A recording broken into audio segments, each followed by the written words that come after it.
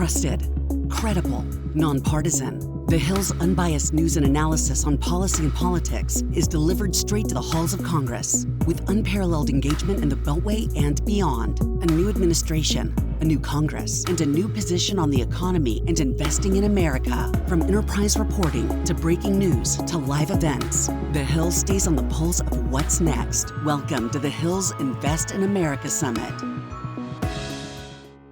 The golden age of America begins right now.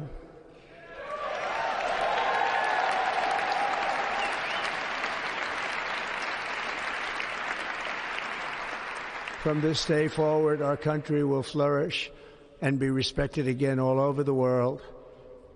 We will be the envy of every nation, and we will not allow ourselves to be taken advantage of any longer.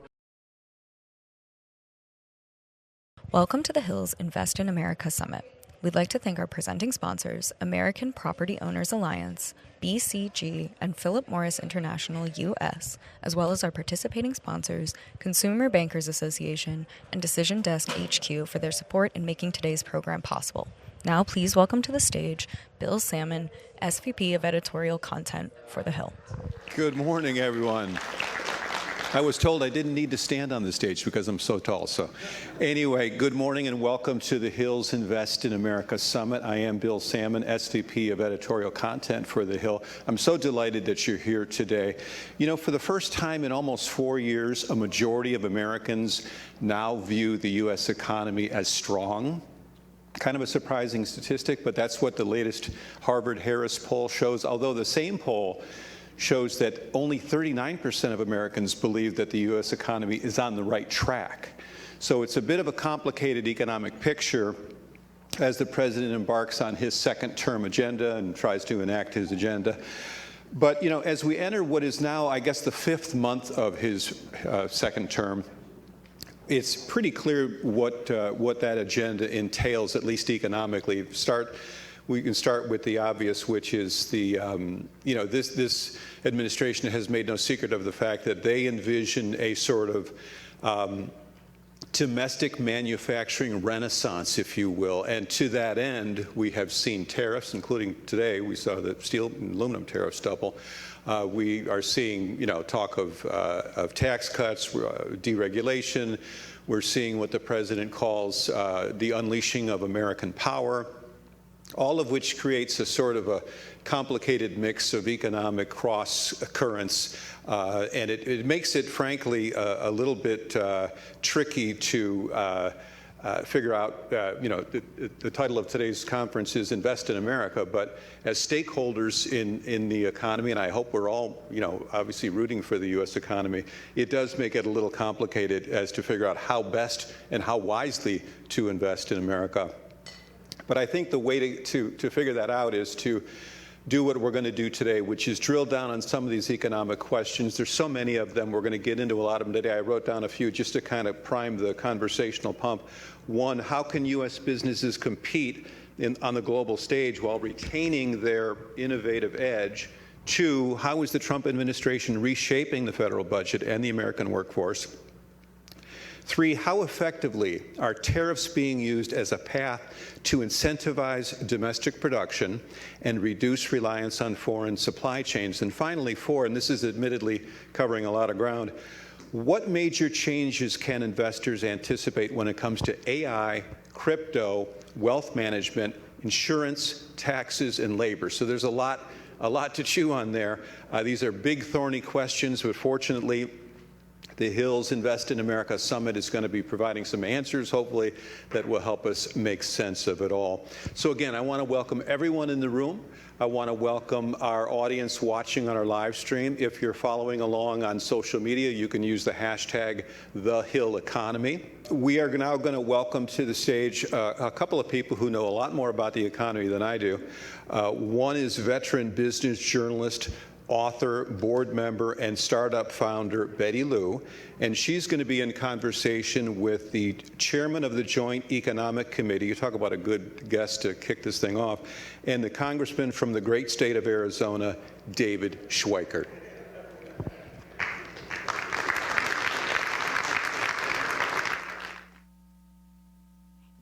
Thank you. Thank you, Bill, for that introduction. Welcome, everyone. Thank you for The Hill for having me, and Congressman Schweikert, thank you so much for joining me. It's a great pleasure to be here on stage with you. Look, you know you're in trouble when you see her, and because you've been a Bloomberg addict in a previous life, you look at her and she's a celebrity. Well, I appreciate that.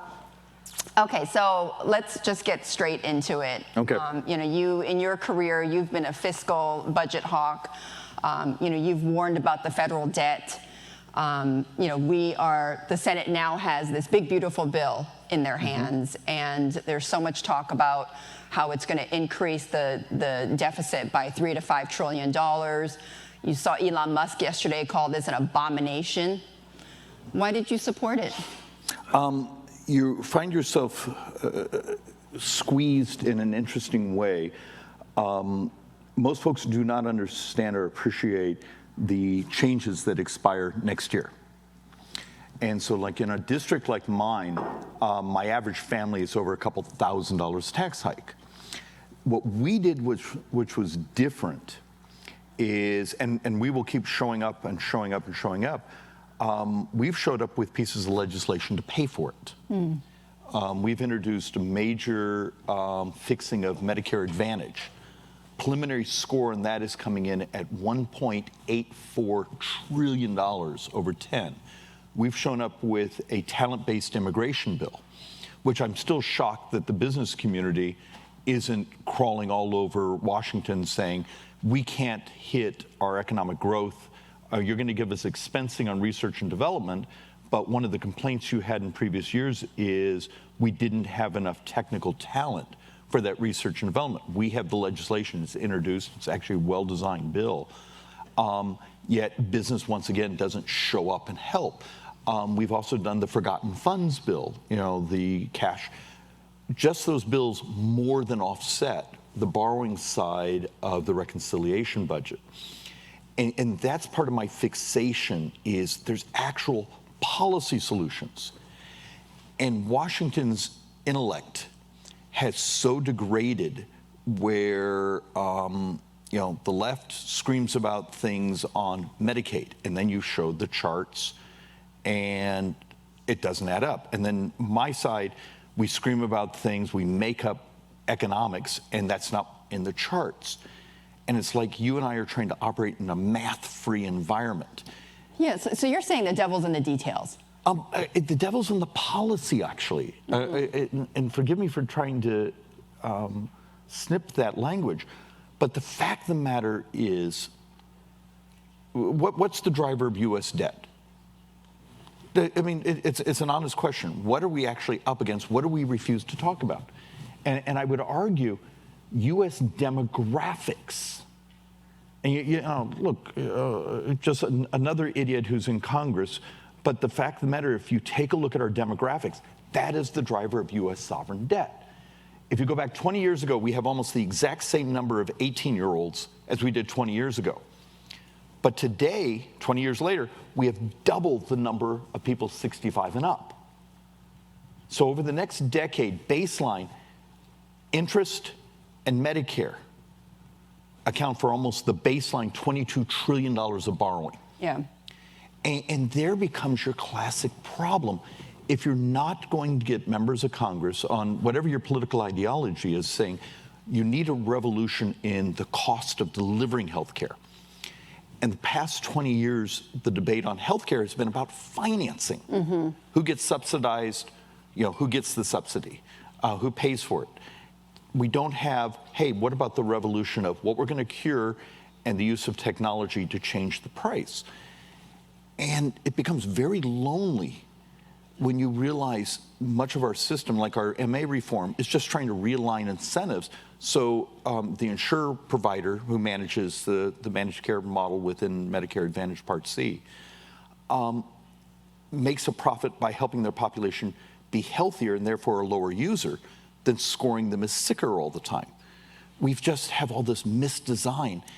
Yeah, and Congressman Schweikert, I think that, so what you're saying makes a lot of sense. It's been said not in the way you're saying it, but certainly in different aspects, that we're not having the tough conversations, essentially, in Congress. We're not having those tough conversations. See, this is why you're a professional. You say it in a few words what takes me paragraphs.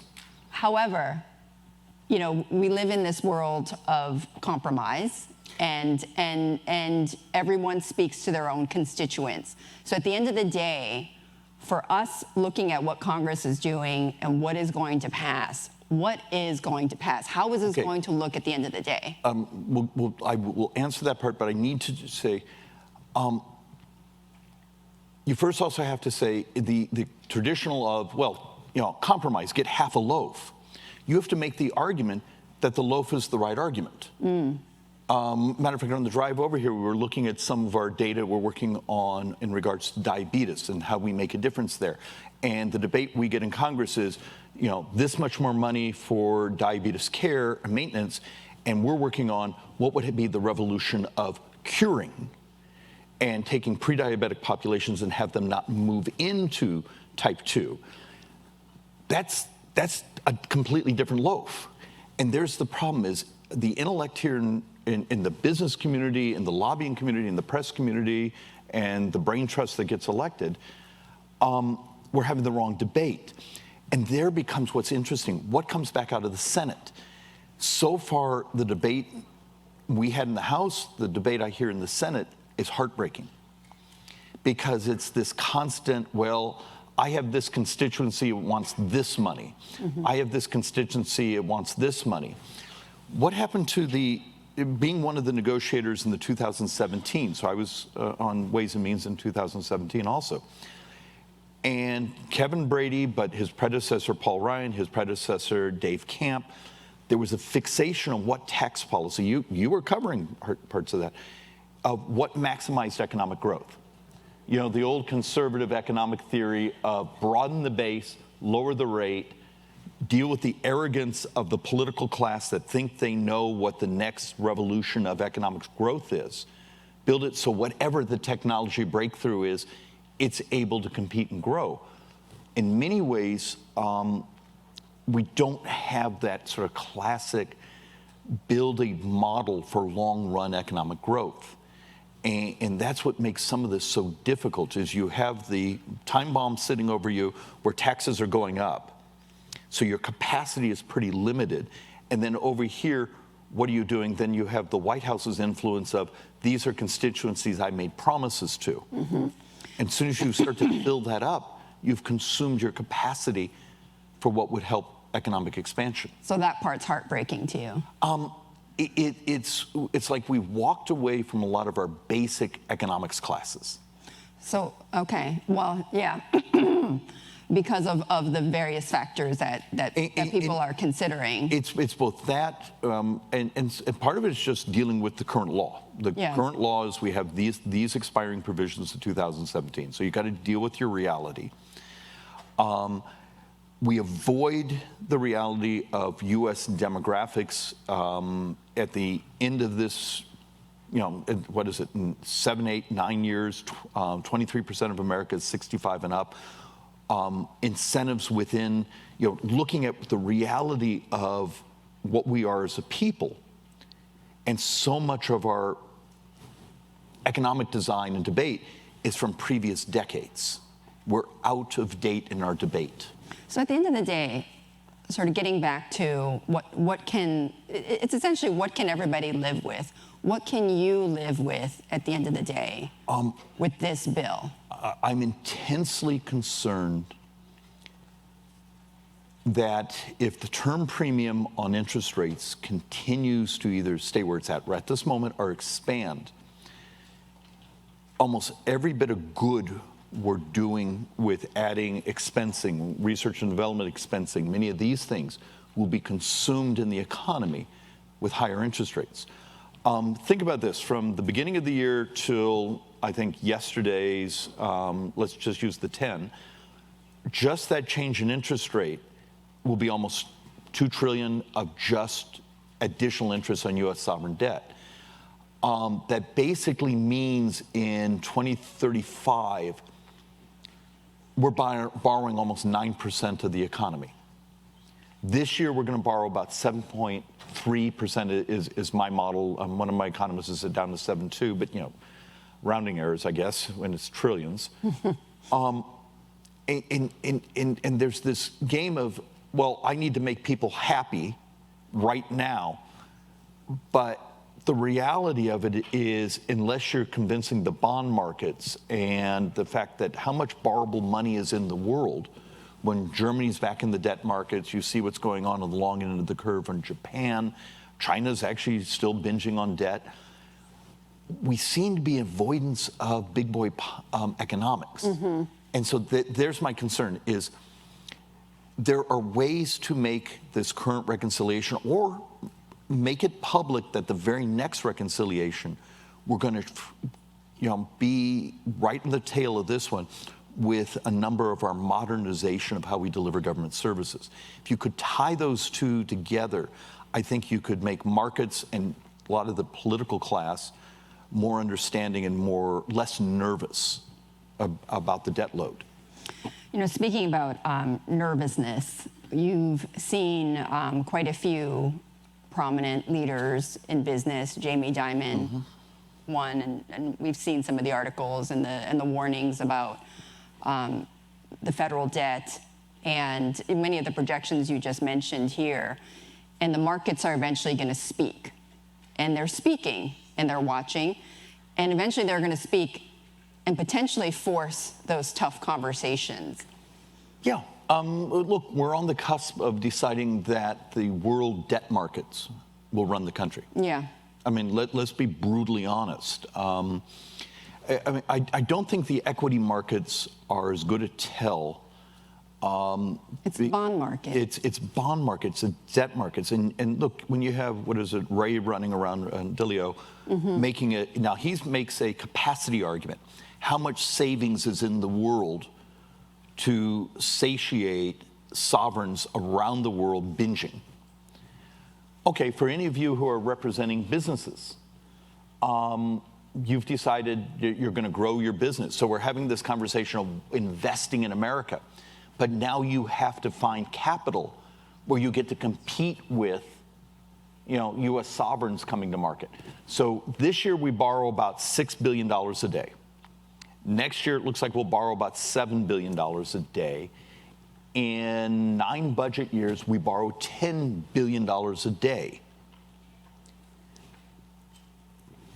And there becomes the classic problem. So what happens if you get regulatory policy right? You crowdsource regulation, you do all these things, you modernize it, you get the tax policies correct, so your cap rates and those things make sense. But then you go to capital markets, and capital's more expensive, and it's harder to get because we're binging. And there's the classic problem is we talk our book over here because explaining that this debt is driven by our demographics and telling our voters that is really difficult. But if you don't deal with this, how do you make this work? So what do you say to your voters? What do you say to your constituents? For all of you, if you've ever been to the Phoenix, Scottsdale area, I'm blessed. I have one of the best educated districts in America. It's very entrepreneurial. So in many ways, even though I'm in functionally a 50-50 district, if you talk to your voters like adults and say, look, here's what we're up against, here's what's going on, it's shocking how much smarter the voters are than often the political class. And it's one of my moments of just intense frustration is, and look, look at your media career, the types of things you would do compared to, let's be honest, some of the competitors, where they're talking down, the political class talks down to people. And there really is this desire for formats like this to actually saying, I'm tired of you treating me like a child. Give us math, give us facts, we can handle it. And within that, there's actually hope. There's ways to make it work.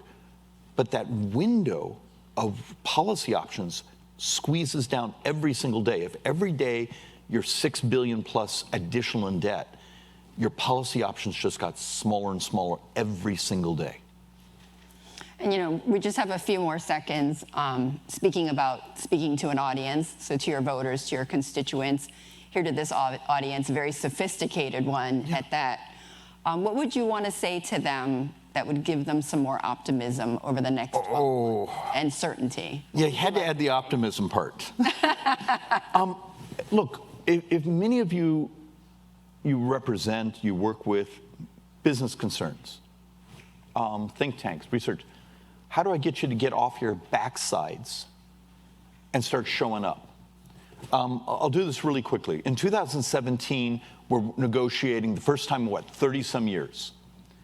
And this thing doesn't stop ringing. And all of a sudden, it's Jamie Dimon on my phone. It's the head of this corporation, that corporation.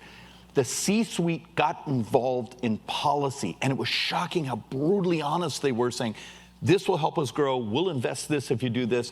I know you guys are looking at this. It really doesn't make a difference in how we design our capital stack and our investment policy.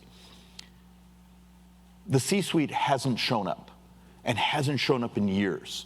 The U.S. Chamber of Commerce hasn't shown up in years. And it's because much of business, much of the chamber world became rent seekers. Show up and say, we want a subsidy for this, we want a subsidy for this, we want a special carve out for this. It's the concept of we want markets and the talent and the ideas and the passion of where technology, where opportunity takes us will grow. Instead, you wanted almost a planned industrial policy economy. And if you don't like it, I can prove it. Take a look at the things we're even debating now of Inflation Reduction, CHIPS Act, all these other things. That is planned economy. We're going with the arrogance of political class and corporate America saying, give us a subsidy and we'll do this, even though that might be second or third generation old technology, instead of showing up. And I'm shocked. So I'm number 4 in Ways and Means. I chair the Joint Economic Committee, and I've had 1 or 2 C-suite folks come visit me in the last year. Wow. But they'll often send me their contract lobbyists, which are wonderful people, and have no idea what they're talking. And it's also hard, because I have like 5 PhD economists that work for me. And so they'll sit down next to this young man who's, bathing is somewhat optional, but they're really, really smart. And we're trying to fix things, and they're talking the book on this little issue. If you want what a sophisticated audience like this can do, get off your backsides, get in the game, help us save the future, help us grow the economy, help us make this another American century. And then instead of just pitching your 3 sentences in the tax code, the complete lack of vision, the complete lack of morality of understanding what we're doing to your retirement, to your kids, to your grandkids.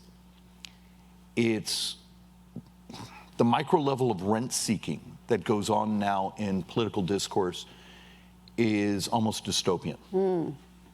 It's a profound and good piece of advice. And it's a huge change just in 7 years. Wow. I wish we did have more time on this, but how I want to end it is, Congressman, thank you for showing up. And now you know why I never get invited back a second time. Thank you all. Thank you.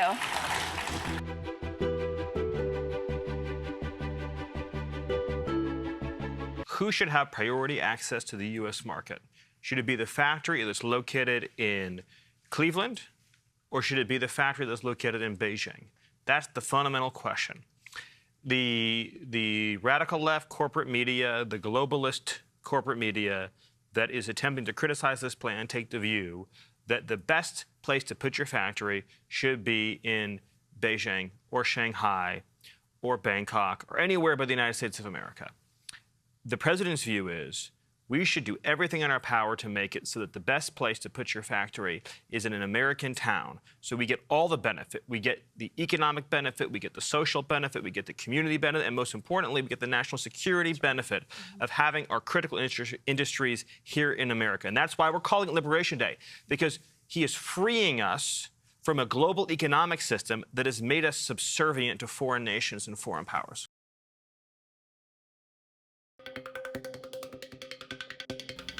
Joining us now to discuss bridging business and policy, please welcome to the stage Sylvan Lane, Business and Economy Editor at The Hill, with guests Ashley Davis, partner at S3 Group, Eli Lehrer, president of R Street Institute, and Ron Busby, CEO of U.S. Black Chambers.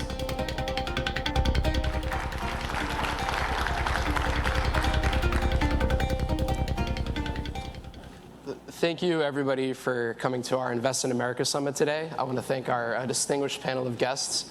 We have a lot of interesting topics that, to discuss about the economy, so I figured, we'd jump right into it. Starting off with, both the theme of our event and some of the comments we just heard from Stephen Miller on the screen before. When it comes to investing in America and what companies need to do to be able to build up in America, are they better off or worse off now than they were 6 months ago? Ashley, do you want to start off with that? Sure, thank you, and nice being with you guys as well.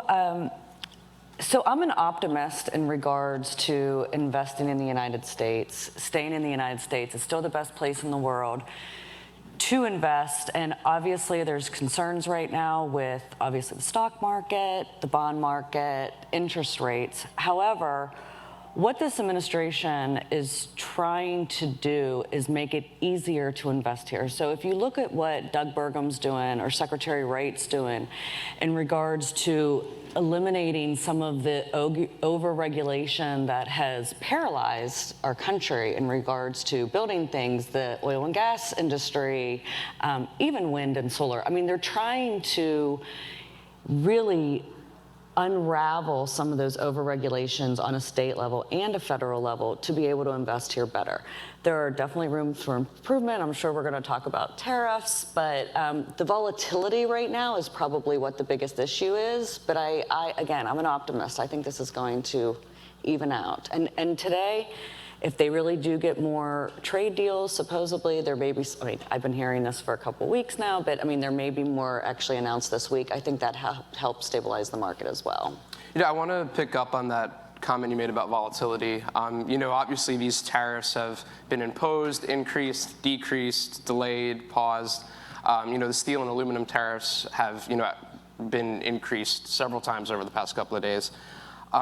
When it comes to the certainty and the stability businesses need to make these investments in these factories and bring these the supposed benefits both economically and socially to these communities, what do these tariffs and the lack of consistency with which they've been applied do in terms of the ability of companies to know what they're getting into and actually invest in that?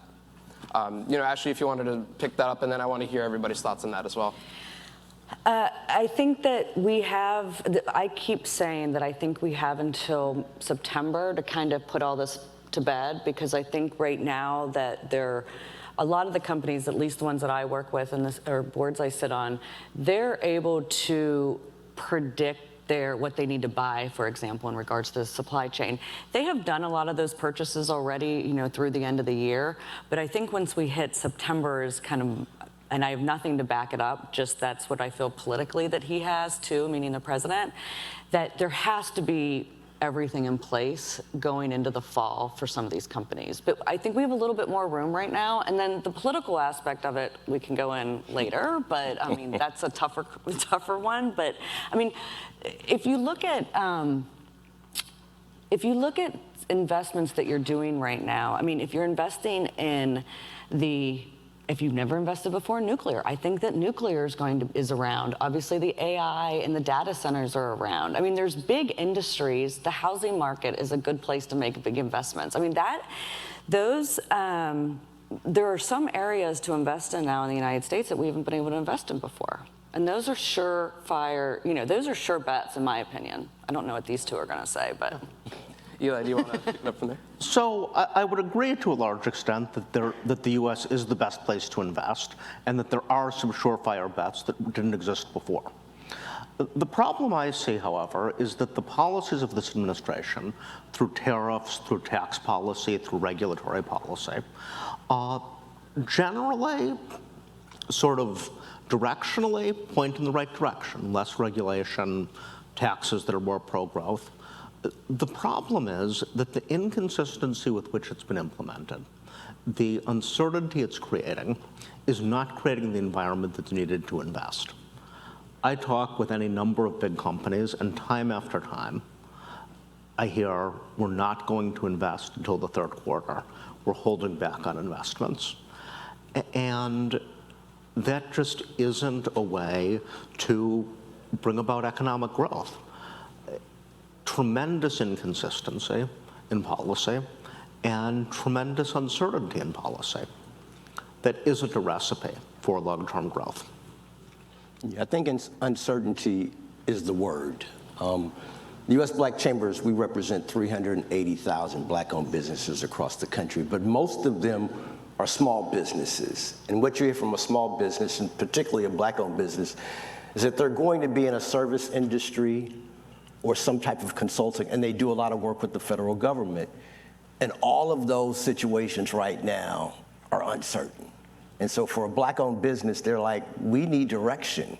And historically, it has come from the federal government and from leadership to say, here's the industries that are good to go into, here's the access to capital that is needed to order to start a business, to grow a business, and to have that sustainability.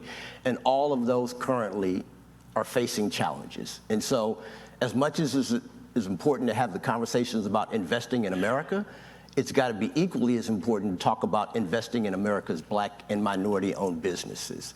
Because when they do well and they have the certainty and the confidence to be able to invest back in themselves and their communities, then the rest of the country will follow suit. But just to say tariffs is going to fix the small business issues and challenges that are being faced today, I think is really unrealistic. I wanted to, ask you a little bit more about, what are you hearing from some of your members and the member businesses in terms of how they're navigating, both the potential opportunities that are coming with the new administration and also some of the challenges that we've talked about in terms of the, certainty that they're looking for? There was a poll research by Pew that was just created, and successfully, it shows that 1 in 5 Black Americans say that owning a business is where they feel that their sustainability and their families and communities comes from. It gives them a self-esteem that they're going to be able to make the decisions for themselves to be able to make sure that they have sustainability. And when that is not there for them, then the opportunities are lacking as well. So most of our businesses are saying, hey, it's not a Democratic or Republican administration that is going to make Black or minority-owned businesses successful. But when you have an administration that is pulling back the resources, pulling back the technical assistance, the capital, as well as the contracts that have historically been there to be able to create that middle class, to be able to create contract opportunities for small and diverse businesses, when that is no longer there, then our communities and our businesses are also feeling left outside as well. Did you want to jump in? So yes, what you're saying about the importance of federal contracting, of federal spending, of direction from the federal government is all important. Now, in some cases, I might not agree. I'm more with Congressman Schweikert on the idea that industrial policy basically isn't a good idea. But whatever you do, there has to be certainty created. And that's exactly what this administration is not doing. Time after time, they're creating uncertainty around it. Having a policy that you are cutting back federal spending enormously across the board, that would at least be a certain thing. Here, they're making certain cuts, often in places that are going to be painful, without touching the big elephants in the room: interest on the debt, Medicare and Social Security. This is a recipe for uncertainty and lack of investment, and ultimately significant problems down the road.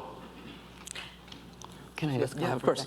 Because I think everyone agrees that the government's too big, and it's really hard to do. Going back to Reagan, Clinton, my former boss, George W. Bush, everyone's been trying to do it, and to do it is really hard. Obviously, you can argue one way or the other about what you feel about Elon Musk, but I think you guys were alluding to, he thought he was going to be able to do this a lot easier than it truly is. But what we're doing now is absolutely not sustainable. I mean, there has to be something. And if you look at even the House trying to make some of the changes in Medicaid, I mean, they're just getting killed. I mean, if I were a Democrat, I'd be doing the same thing to the House Republicans that they're doing. I mean, this is politics at the end of the day, too. But they're even making small changes is something that's politically, crucifying. And so I don't know the answer. If you have Ron Johnson and Rick Scott, so let's take the big, beautiful bill right now, if that's okay. Yeah, please. So if you have Ron Johnson, Rick Scott, obviously Rand Paul's another story because he has the debt limit issue. But they're saying exactly what you're saying. I mean, they in theory want to go back to pre-COVID budgets. Because of the amount of money and this is not a political statement, on both sides that needed to be spent, some might question, but in general, because of COVID. But do they not vote for the bill because of that? Do they raise taxes because, they can't get to pre-COVID budget? I don't know the answer. It's just something that is just so difficult to do. And how do we do it? I mean, because then if we do try to do it, then you're saying your members lose. Yeah. And so it's just a really difficult question. The difficulty is enormous, as you say, and there's no easy solution. But when the president says, we're not going to touch Medicare, we're not going to touch Social Security, we're going to continue to increase the debt, and we're going to increase defense spending, that leaves so little of the budget that's the domestic and foreign non-defense discretionary.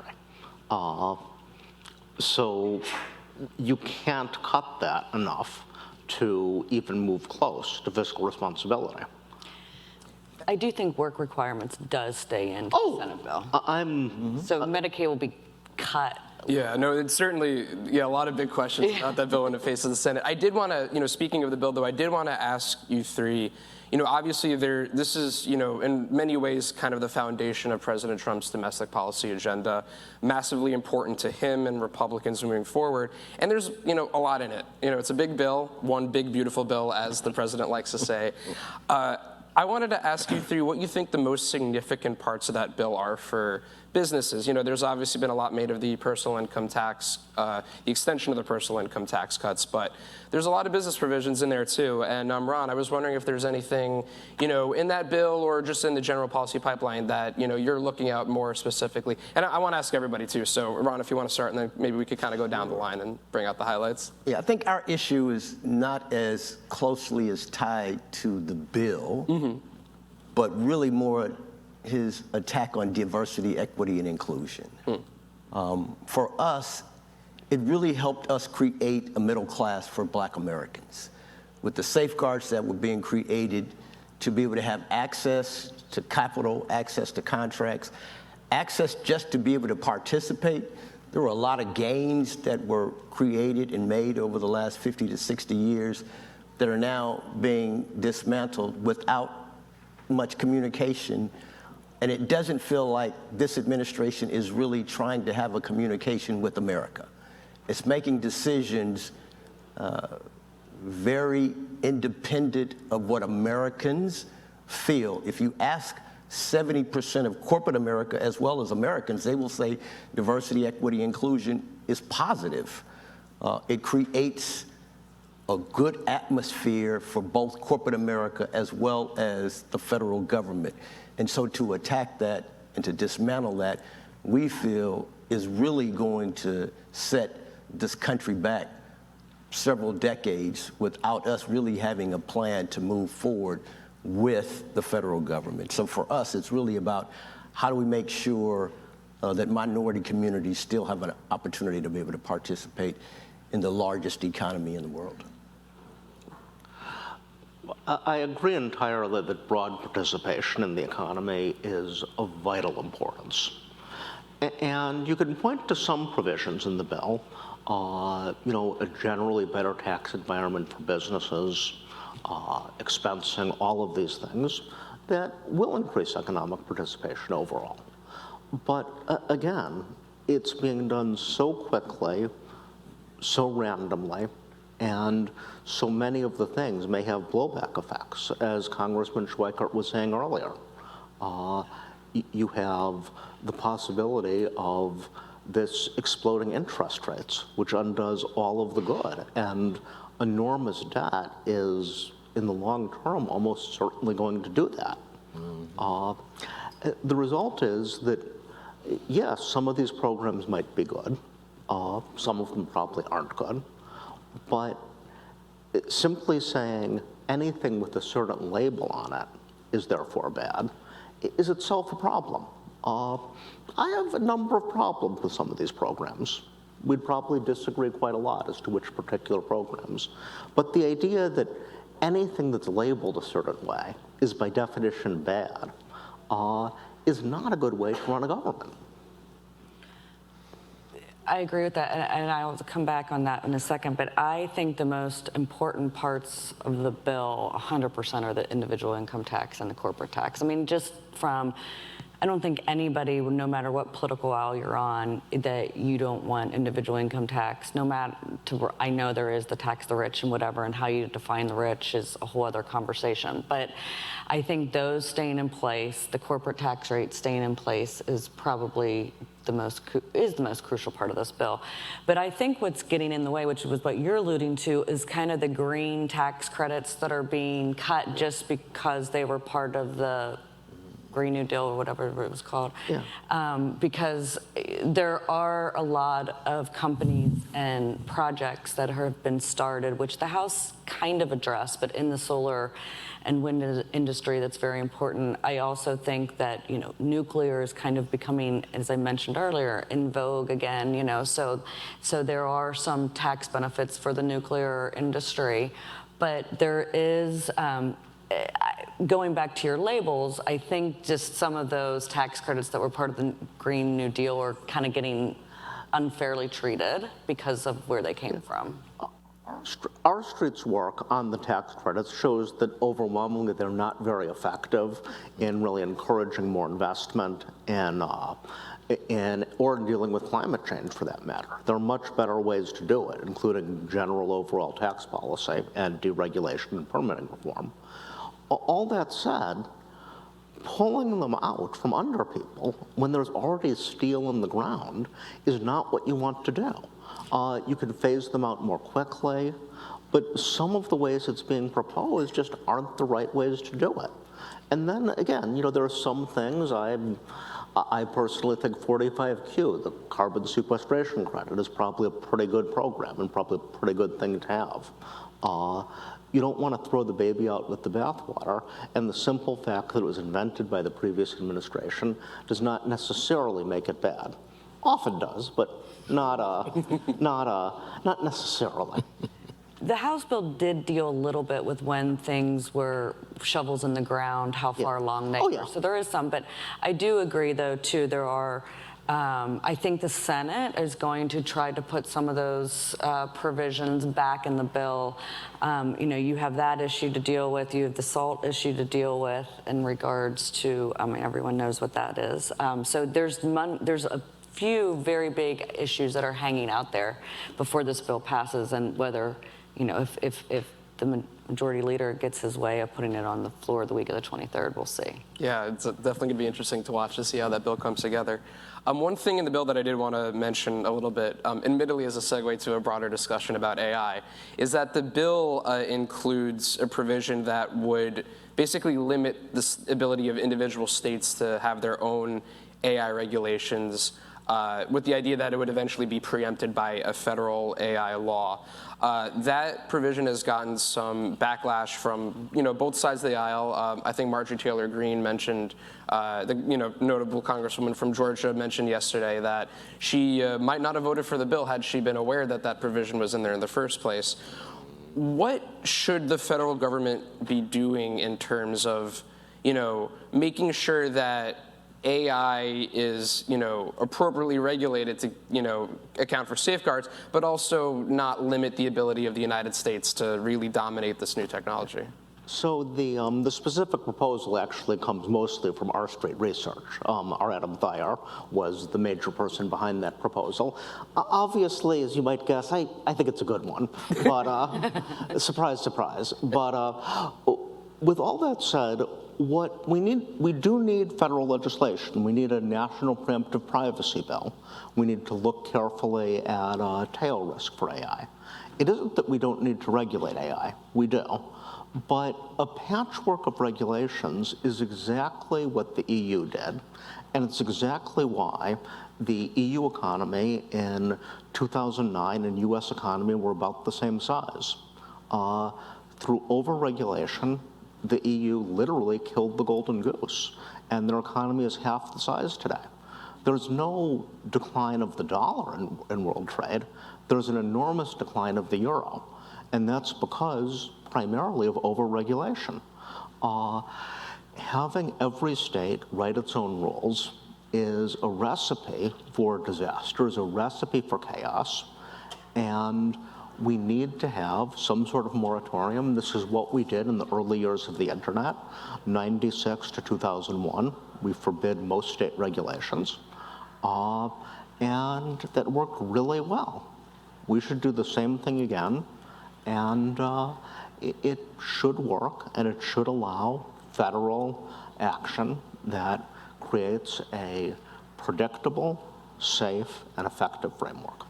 Yeah, I think small businesses are very concerned about what is and isn't going to take place. Our members are saying they're interested in finding out more, but they are concerned about the regulations because they want to make sure that they're not caught up in losing employees just to gain a profit, and then at the end of the day, they end up losing their business. Again, most of our businesses are going to be in the service industry, so they feel a little safer there.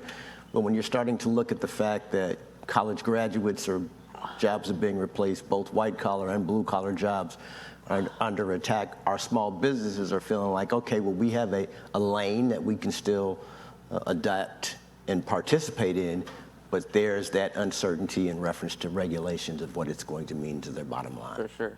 Yeah. And Ashley, with the few seconds we have left, do you want to bring us home on that? What are your views? Well, I completely agree with both of you, but I don't care what industry you're in, whether it's AI or whatever. You do not want 50 different states telling you how to regulate whatever you're doing. So I think the state, it's interesting, I didn't see that Marjorie Taylor Greene said that yesterday. I'm assuming it's because of some state issue within her district. But I think that you can't do business that way. And so being able to have, now I do have to caveat that by saying like the federal government's really bad at getting their act together and actually passing some of this.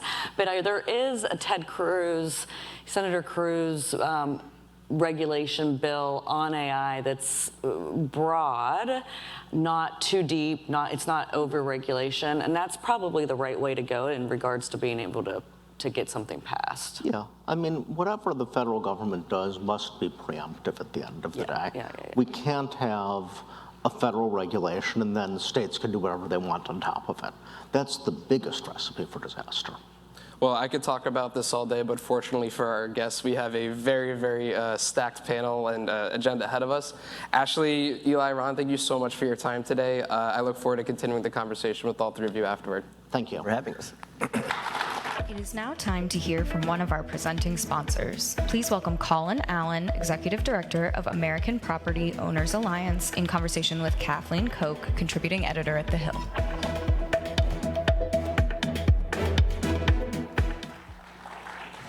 Well, good morning, everyone. Do we have any homeowners in the room? Awesome. So I'll bet you can all remember that moment when you found the perfect house, right?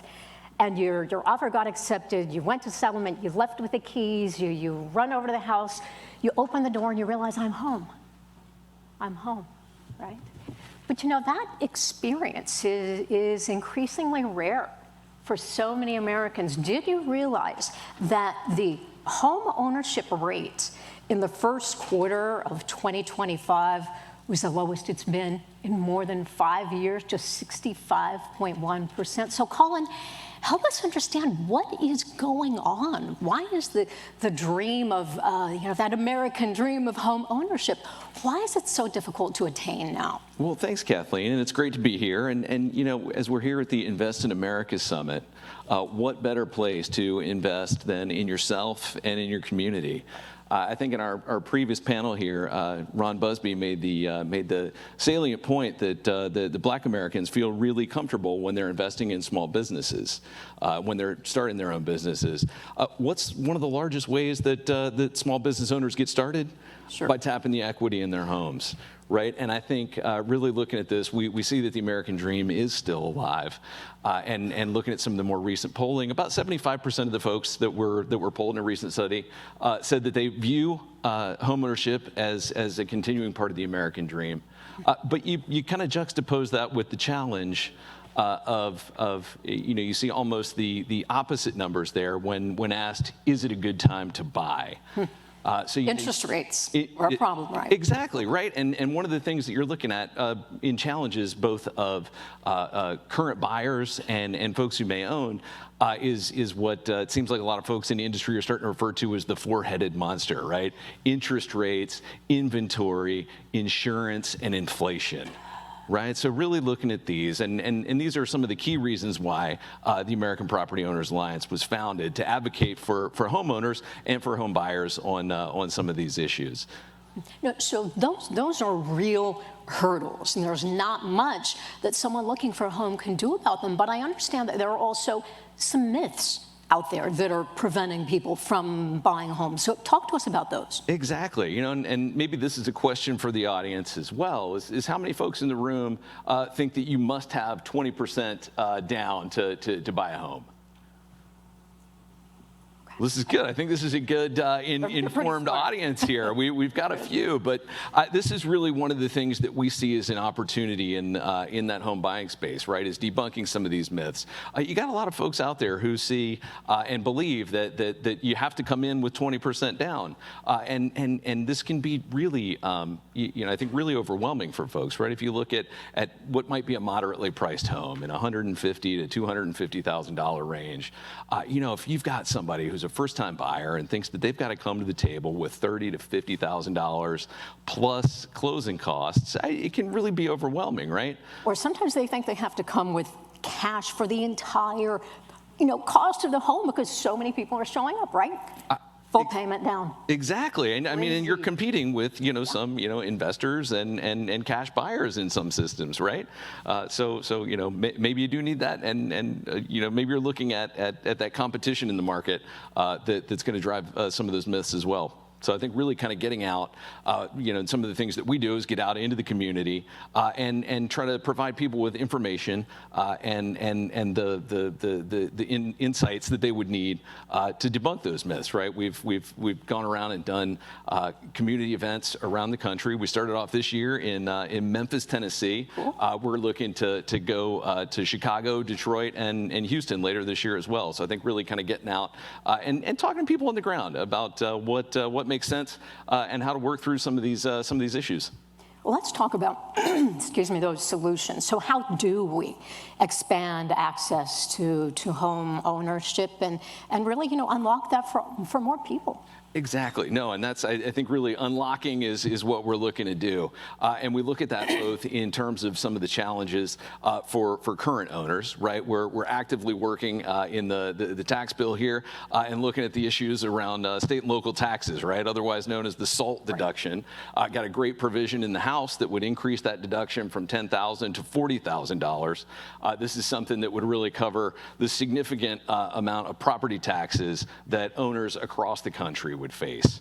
When we're looking at also looking at the issues surrounding increasing insurance costs. This is something that's also come up.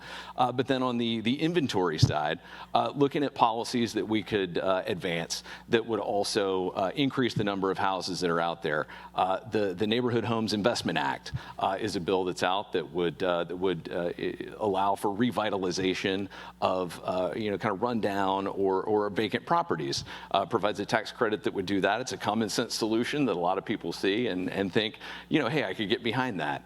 On the other side, the Revitalizing Main Streets Act is another one where we look at commercial to residential conversions, right? You know, you go out and you talk to the public and they see vacant office buildings in their communities and they say, you know, hey, here we are. This seems like a 90% issue, right? If we could turn that into housing, it would make a ton of sense. And this is not happening quite a bit in D.C., right? It is. Actually, D.C. has been a leader. I think Mayor Bowser's been out there in kind of pushing some of these as you're seeing the changes here in town, right, where people are working from home more, and there's been, you know, some federal, you know, kind of changes in where people work and how they commute. Now, I don't want to ask you to look into a crystal ball, but of all those solutions that you just mentioned, which is closest to becoming a reality? So I think on that legislative side, that Neighborhood Homes Investment Act is a very, very common sense issue that's got a number of co-sponsors in the House and Senate.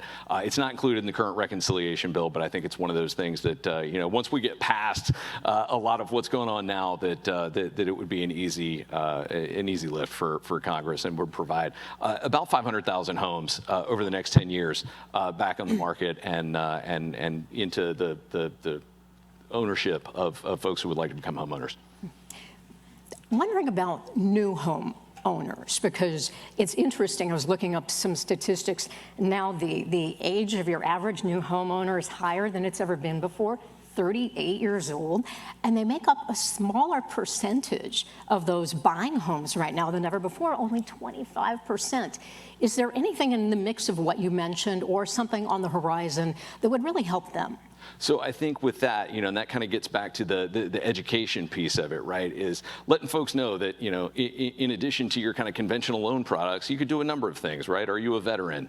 You could get in through the Veterans Home Loan Assistance Program that you can get in for no money down. If you live in a rural area, the USDA offers a program that is a low down payment as well. In most of the country, you have access to FHA, and then as well as you know, loan products from all your lenders and mortgage insurance. So really, you know, I think letting people know that you've got a whole lot of options out here, and it's not necessarily contingent on bringing, you know, a suitcase full of cash to the table. So how much do you think homeowners, when you go around the country, you're having these events, how surprised are they by this information you're sharing? I mean, when you just told me USDA can help you get into a home, I'd never heard that before. Right? Okay. Yeah, no, so this is, I mean, I think it's really great to get out and be in the community with folks who are either looking to protect their investment if they're already a homeowner, or to kind of get into that and realize their American dream. So it's good to see. I mean, you can really see, I think, a lot of the lights kind of come on when you're out talking to people in the community and saying, you know, here's the deal, right? Like you've got options. There's not a one size fits all approach here, and we're able to link them with, you know, folks like credit counselors, with realtors, with lenders. It's been great. I really think you know, we're out there and kind of opening doors and unlocking opportunity for Americans across the country. And how does that feel? Because you're bringing them hope. You know, it feels really good, right? There's a reason I do this, and you know, it's because I believe in home ownership, and I think this is, you know, it's something that's very important as we were talking to investment and opportunity in the United States. Well, Colin Allen, Executive Director of American Property Owners Alliance, thank you so much for the great discussion. Thank you, Kathleen. Thanks for what you do. Appreciate it.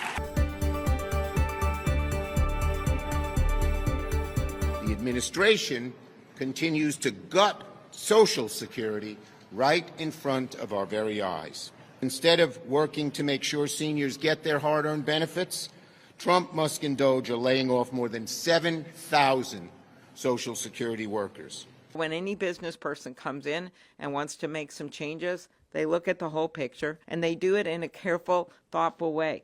That is not what this is. There's a reason that nearly 90% of Americans agree that Social Security should remain a priority for the nation, no matter the state of budget deficits. That includes 70% of Democrats, 86% of Republicans, and 88% of independents. We just heard from Democrats worried about the state of Social Security. Joining us now to discuss financial security for retirees, please welcome Thasunda Brown Duckett, CEO of TIAA, in conversation with Betty Liu.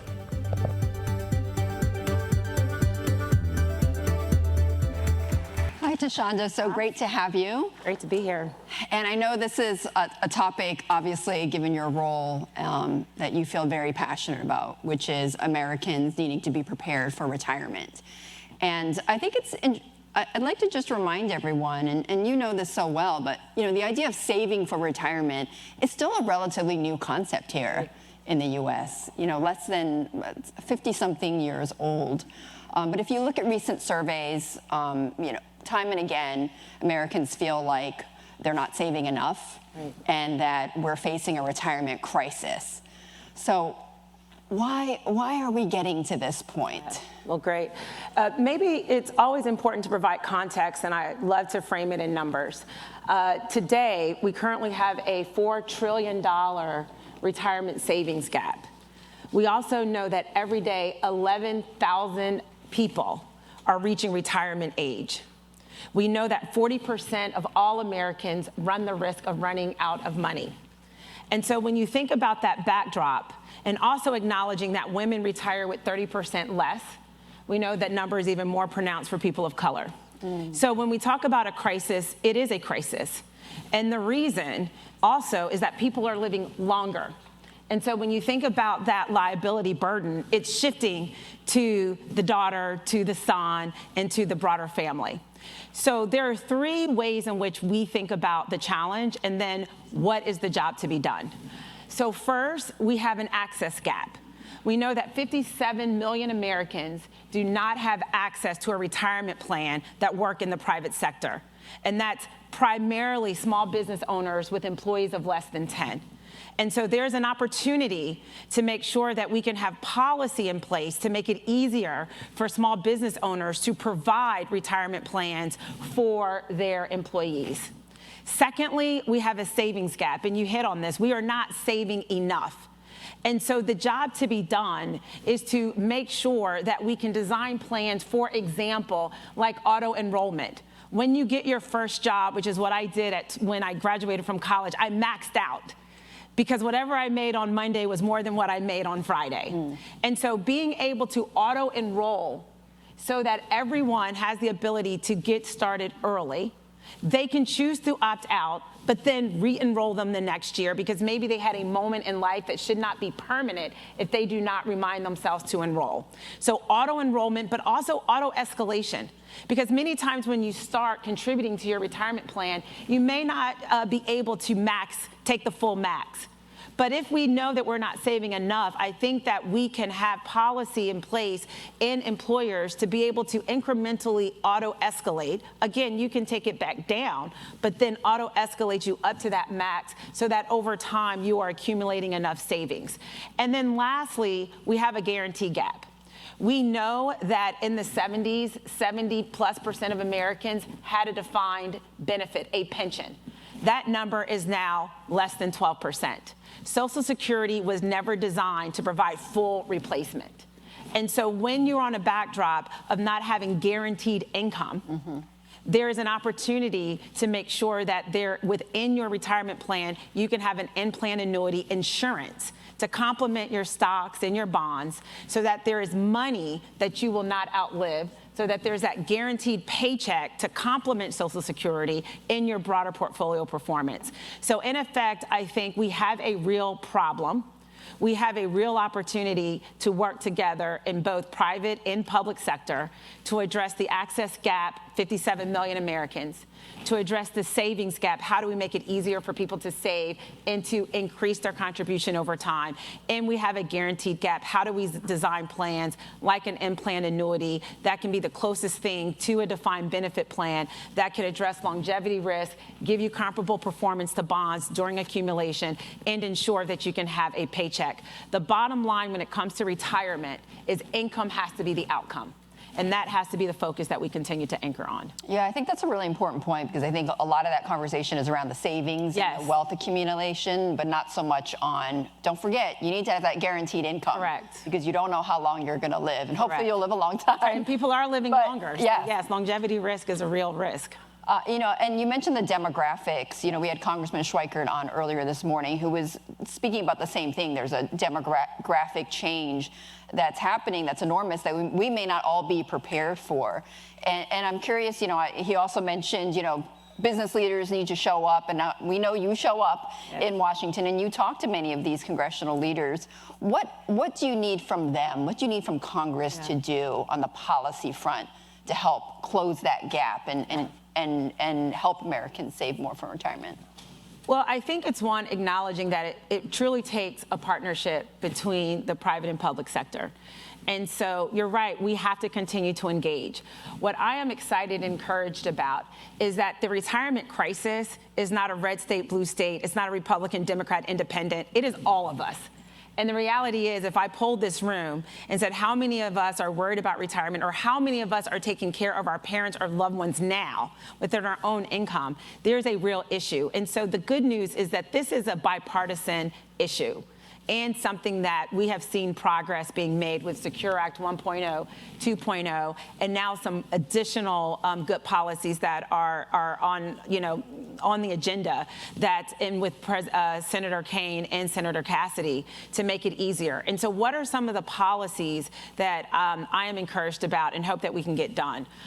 One, there's the help the young generation save for retirement, reducing the age to 18, which is again by Senator Cassidy and Senator Kaine, so that younger people can get started with their retirement benefits earlier. There is the re-enrollment opportunity, so that at least every 3 years, if not every year, if someone opted out, they can get auto-enrolled back in. That is a really important piece. Additional policy that I think is really important is to make sure that within the retirement plan, you can provide the opportunity not just for liquid annuities, but also illiquid, similar to a defined benefit plan, so that you can have that longer term opportunity to get higher returns, because you can invest longer without the liquidity concern. And if the goal is for retirement, some part of that allocation, I believe, can be illiquid, so that you can get the opportunity to earn more during the accumulation for it to be able to provide you more income. And so that is good policy in providing the safe harbor. And then lastly, I think there's the opportunity to make sure that there's just more lifetime income solutions within your retirement design plan, making sure that, plan sponsors can have the safe harbor to be able to provide more options for participants, to be able to have confidence that as they are taking advantage of their workplace retirement plan, it can give them confidence that they can have income that they cannot outlive. So I am encouraged about the bipartisan support. I think it requires us to continue to engage, which we are. And I think that there's more opportunity for us to really design plans that can work for everyday Americans and give them the confidence that after their years of working, they can take care of their basic needs. You mentioned earlier about encouraging young people, to start thinking about retirement, start saving for retirement, as young as 18. I'm the mother of two 20-year-old boys, and me getting them to think about retirement is like the most Bring them to my house.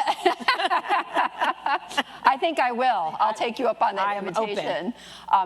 It is difficult because they're dealing with so much else. And, we just had a panel here talking about housing affordability, that they're thinking about how am I even going to afford a house, get a job, all of these things. So how do you get young people to think about retirement? Well, what I'm encouraged about, and I have some kids too, from 9 to 19, but they are curious. I think that we think that young people don't care about long-term things. They care about the environment. They care about what's happening around the world. They want to contribute to society. And so I think it's upon us to reframe the frame. If you ask young people what are their hopes and their dreams, they will tell you they want to help their family. I want to help mom have a better outcome. I want to buy her a house. I want to do this. They do not want to transfer the stress to that next generation. And so what do I say to young people? There's a word that I think every young person should know, and it's called compounding. Whether you want a house, whether you want to start your own business, whether you want to have that rainy day fund, whether you want to have confidence in having a secure retirement, compounding addresses all of that. And what that means is that we have to start early. You cannot time the market, but you need to spend time in the market. And if we are helping our young people understand, which they want to understand about investing, that if you are investing over time, you are investing for that moment to buy a home, you're investing for that moment, you know, to have your children or whatever your goals and objectives are. And the benefit about talking about retirement, there are 3 things that I talk to young people about. One is when you get your first job, take advantage of your benefit plan. If you do not max out, again, it's more money than you made the day before, then you are telling that employer you can have some of that benefit money back. I don't need it. So max out. That is a simple message. I don't think any young adult would say, I'm good. They're going to want to max out if they understand they're leaving money on the table. Secondly, the tax benefit in retirement. And so what that simply means for young people is that dollar that you are investing towards your retirement, which is part of your life plan eventually, it's working harder for you because you're getting the tax benefit. And then lastly, the power of compounding. And so I think it's about us meeting young people where they are. I think it's about asking first the question about their hopes and their dreams and making sure that they can have confidence that they can have a secure future. And then I think it's about making sure we know they want to buy a home, they want to own their own business, they want to do all these things, getting started with investing earlier, taking advantage of tax treatment so that that dollar is working harder for you, and making sure you're not leaving money on the table with your workplace benefit plan. If we can bring that story together, I'm sure your sons will make sure they max out on their first job. And I think they'll understand the power of compounding because you talk about that a lot. And I think over time, people do want to have a secure retirement. They want to be able to have that next chapter in life. And I think we have to talk to the young people now so that they can get the power of compounding over time. Yeah, I think I'll have to take this snippet here and make sure they see that. And I want to switch gears a little bit from the retirement challenge just to you leading this large financial services organization. And there's so much talk about, including what we heard in an earlier panel about technology and AI and leaders leveraging, the latest technology because they know that it's going to be disruptive, and it is disruptive. But also, there's also the flip side of that, which are the the ways to accelerate your business. So, how are you leveraging technology at TIAA? Yeah, I'm excited about technology. I'm excited about AI, agentic AI, and let me tell you why. I always say AI is not going to necessarily take the jobs. It's the lack of embracing that technology that will make you less marketable. And so the way in which we are using AI, I think has been a journey of how we've used technology. So whether it's in our call centers and using AI to make sure we can anticipate participants' needs and questions, being able to provide insight at the fingertips of our employees. With Naveen and Asset Management, investing in AI when you think about reports. We look at all public companies and being able to look at all the earnings and all the research and being able to bring that together in a way that it can prove the value of which our analysts can provide information back to our clients and in the speed that they could do it. I think there's efficiencies that can be gained. I think there's client experience that can be gained. I think the most important thing is to be thoughtful about the investment. I think it's understanding what are the use cases. But I also think as a leader, in addition to talking about the technology, it has to go hand in hand with the culture mindset shift. We have to equally spend a lot of time talking to our employees, making sure that we can get them comfortable with using the tools, understanding the value so that they're not afraid of it. I think the more our associates are using the tools, the more excited they are about the problems that they can solve, about the way that it can support them. And I do think that, yes, there will be disruption in certain jobs, but I also think there will be new jobs also being created. And so making sure that we have the right work skills in place, using AI to identify the skill sets of our employees, to help them understand opportunities, taking them on this journey, I am very excited about. I think ultimately it would allow us to be more efficient, which for us at TIAA allows us to take that and give it right back to our participants to help them have a more dignified retirement. So I do think we have to embrace AI. We are embracing AI, but we're also equally embracing the culture journey that we have to go on to make sure that our people can be just as excited as we are in terms of what the the opportunities can present themselves, and making sure that they're prepared for the workplace shift in a way that can give them confidence that they can still have a meaningful career, at our company. Yeah, I think that's an important point. It's both a tactical and cultural shift. That's right. When it talks about integrating, when you talk about integrating these newer technologies that are coming at us at a very fast pace these days. Just before we go, give us the picture on the retirement landscape in 15 years. What does it look like, Thasunda? We need to get started to do more today. I think if I take my optimistic hat, we need to continue to work both in public and private sector as we think about Social Security. We need to ensure that we are designing retirement plans where income is the outcome, where people are not in a position to drain what's supposed to be for retirement. And then by the time they're getting close to retiring, they realize they don't have enough. We can design plans that can give people confidence that they can have income. So when I look forward, my hope is that we will continue to do the work to make it easier for employers to deploy the plans, that we address the 57 million Americans that do not have access to a workplace plan by working closely with small business owners. I think technology can be an unlock and an accelerator on what this can mean. And my hope is that this next generation will be able to invest in a more diversified way so that they are able to have better earnings. And over time, we are addressing this retirement crisis. It's not going to happen overnight. It will take intentional partnership and engagement, and also educating everyday Americans on what they can do today to change the outcome of tomorrow. But if we don't put a full court press on this, we will continue to transfer the burden on families. And that burden on families in an intergenerational time where more people are living longer, that dollar that a family has in their budget is going to have to then be allocated to not just mom, but grandmother, in addition to their children. So we have to do the work. I remain optimistic, given that this is a bipartisan issue, given that there's a lot more conversation about it, given that there's technology that can bring more awareness and a lot more investment solutions that can generate higher returns during accumulation, but confidence that income can be the outcome. So optimistic, but I'm only optimistic to the extent that we're all willing to do the work. Right, that there's action today. There has to be action today. Thasunda, thank you so much for joining us. Really appreciate this conversation. Thank you.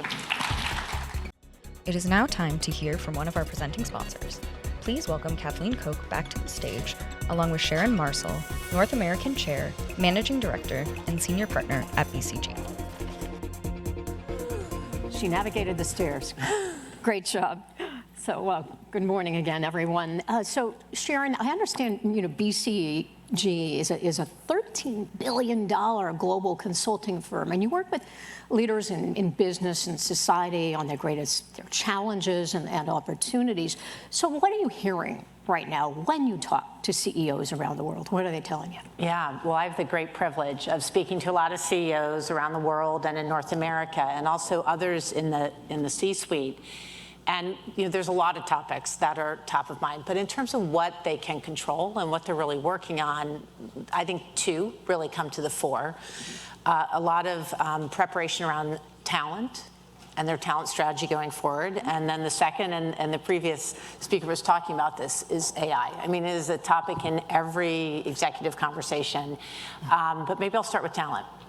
So if you look at the talent environment today, there are gaps in key skills. So if you think about healthcare, if you think about trade, there's already gaps that we see in terms of the economy. If you project forward and you look at the changes that are happening, everything from demographics to potential reshoring, to potential changes in immigration, and then thinking about some of the industries that may be coming back, like the semiconductor industry, for example, we are going to need to upskill our talent to be better at that. BCG did a piece of research very recently looking at the healthcare industry. One of the findings there was that by 2030, it's not that far away, there's going to be a 1 million job gap in terms of the number of providers that we need and the number we will have. So that's one example. Now, what's responsible for that, out of curiosity? I mean, that's a huge gap. Well, part of that is demographics. Okay. Part of that is immigration. So if you put those two things together in terms of the aging of our workforce and our aging of America, and then you actually layer in some of the immigration data and some assumptions around immigration, which are never perfect, it really creates that gap.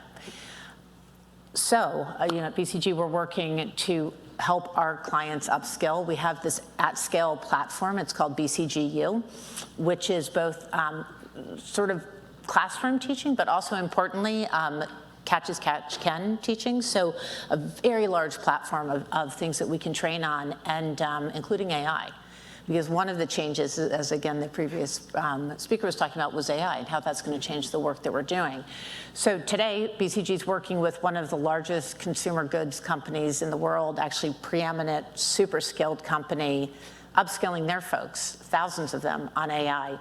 We're also working with one of the largest and best tech companies, believe it or not, upskilling them on AI, but really thinking about a specific part of that, which is kind of their risk function and thinking about compliance.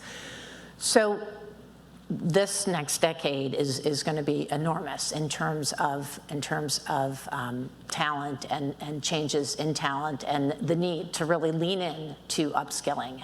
The second topic, AI. Let me just touch on that for a second. So 2 years ago, a ton of conversations at the board level on AI. It was at this level. Oh, sure. It was the thing that everyone was talking about. Everyone was talking about. So interesting, but people no one really got it. Very few in business really got it. Okay, fast forward a year, much better understanding. Now fast forward 2 years, which is where we are now.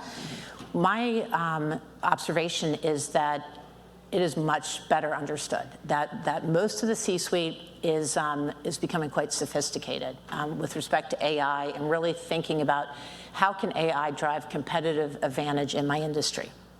What advice are you giving companies on AI, on other big issues? And I understand when it comes to AI, you recently completed a really fascinating survey that I was enjoying digging into online, looking at the mood of executives all around the world when it comes to AI.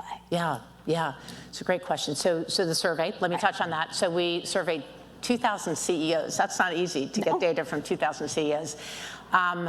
Almost all had purchased a technology to enable their employees to use AI, but only 30% felt that their employees were truly enabled. So one piece of advice is upskilling, because you can have the technology, you can have the algorithms, but if you don't actually determine where you're going to employ the AI at scale, you will not get a return. We call it the 10-20-70.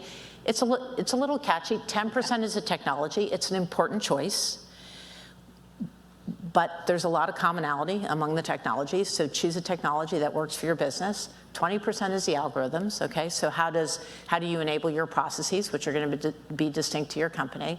But 70% is how do you upskill your people to work in a different way, 10-20-70. So that's a big piece. And then I'll just mention one more. The pace of change of this technology is faster than I've seen in my 30-year career. And I'm going to use the word agentic was used. So agentic AI, which honestly many people are talking about, embracing agentic AI. Our study. You want to explain that to everyone? Sure. I mean, agentic AI is you basically, I'm going to use the word co-pilot, not in a, but you basically have a co-pilot who's working with you to enable you. Think of an assistant. And it could be in any function. It could be in the HR function. It could be in the real estate function. And these agents actually help you do your work more efficiently, and in some cases can enable 2 to 3 times productivity increases. But I want to share with you that while everyone is talking about it, if you analyze investor calls, what you'll find is it's only mentioned 1% of the time. So we analyze every quarter, all the investor calls, we analyze 6,000. 1% of the time we're picking up on agentic AI. And why is that? Because while it's being talked about and experimented with, it's actually not been translated into real value yet. So I say it's the next wave, but you're going to have to run fast in terms of your technology understanding just to keep up and invest in your talent and continue to push on AI because it's constantly changing, and to get competitive advantage, you have to be ahead. Now, I know there's still a fear factor. There are workers who still worry about being replaced by AI. Yeah. BCG you're a professional services company. I mean, does that ever concern you that you could be replaced by Gen AI?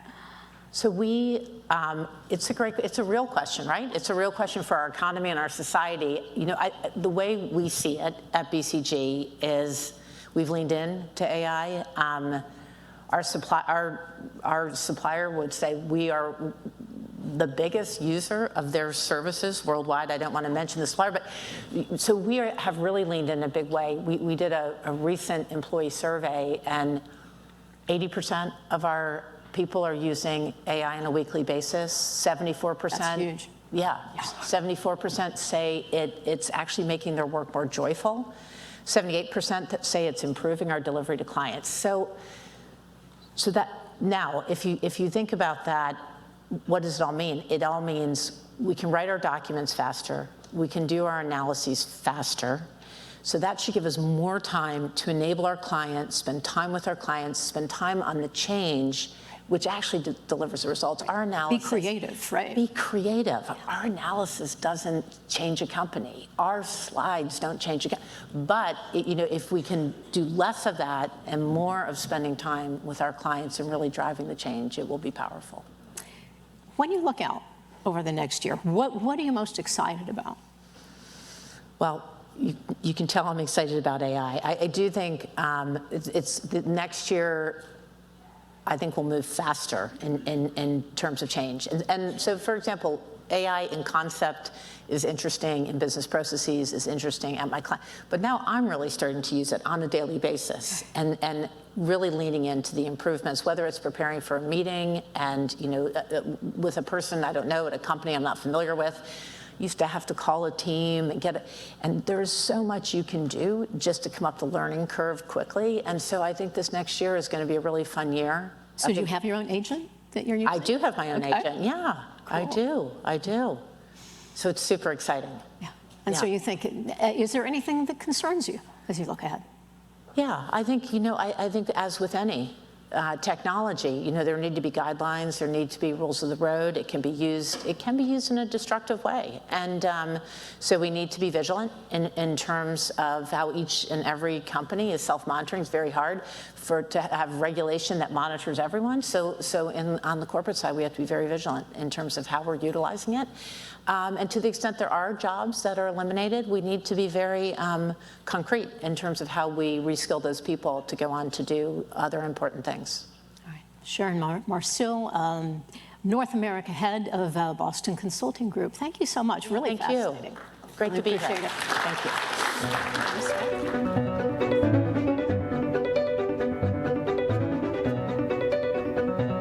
Other role here is to just let you know, first of all, thank you so much this morning. You guys have been so great giving us your attention here on stage. We've had some great speakers.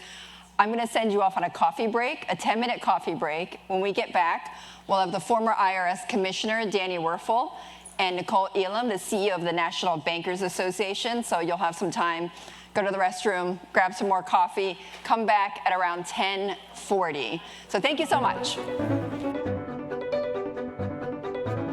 Thank you for joining our program so far. We're now in our virtual kind of in-between time to rehash some of what we've learned so far. I'm here with Sylvan Lane, our business editor at The Hill. I'm Alex Gangitano. I cover the White House for The Hill. So we wanted to go over some of the things we've been hearing so far.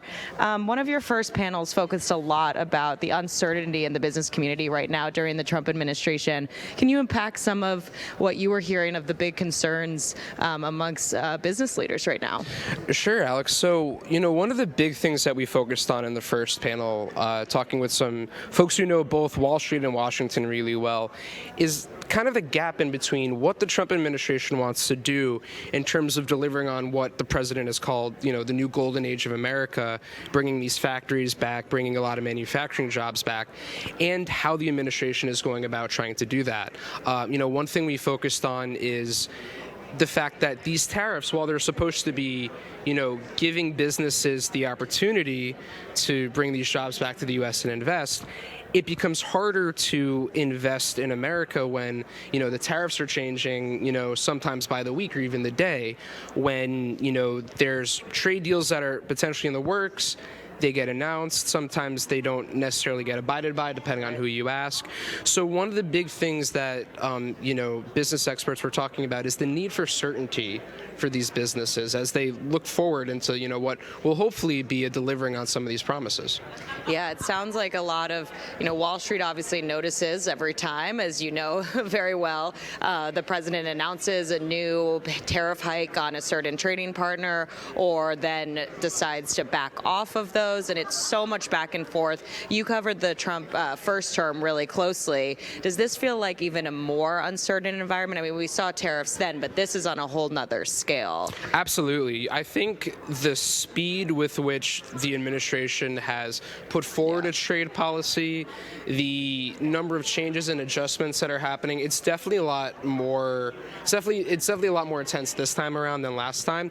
And I think that reflects a difference in the approach too. Last time, in the first Trump administration, we had, U.S. Trade Representative Bob Lighthizer, who is, a trade attorney, all about like the very deliberate process. You put forward the reports, you build a justification there, and then eventually you get the tariffs. But as you know from your own coverage of the first Trump administration, there were a lot of people within the president's orbit who were frustrated by the pace of that.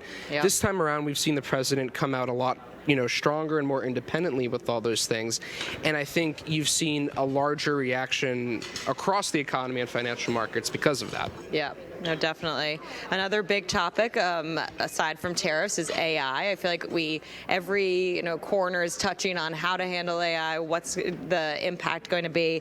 What did you hear about AI and how it relates to the business community, what the impact could be on the job market, hiring, and just the day-to-day business? The big thing that we've heard is that, AI is here.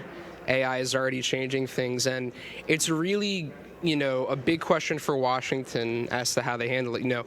There's clearly a lot of opportunity with AI and the efficiencies and some of the things it could bring, but there's a lot of people out there in the country who they don't want to be saying I had a cool job that I loved and then a robot took it away. Mm-hmm. So a lot of the focus and going forward too is about how those new AI jobs are going to affect the economy and how Washington can try to balance regulation and innovation as they look at what to do. Yeah, that's so interesting, and I think something we're all kind of trying to navigate what the future of all of this looks like. Even the administration themselves trying to figure out how they work with AI.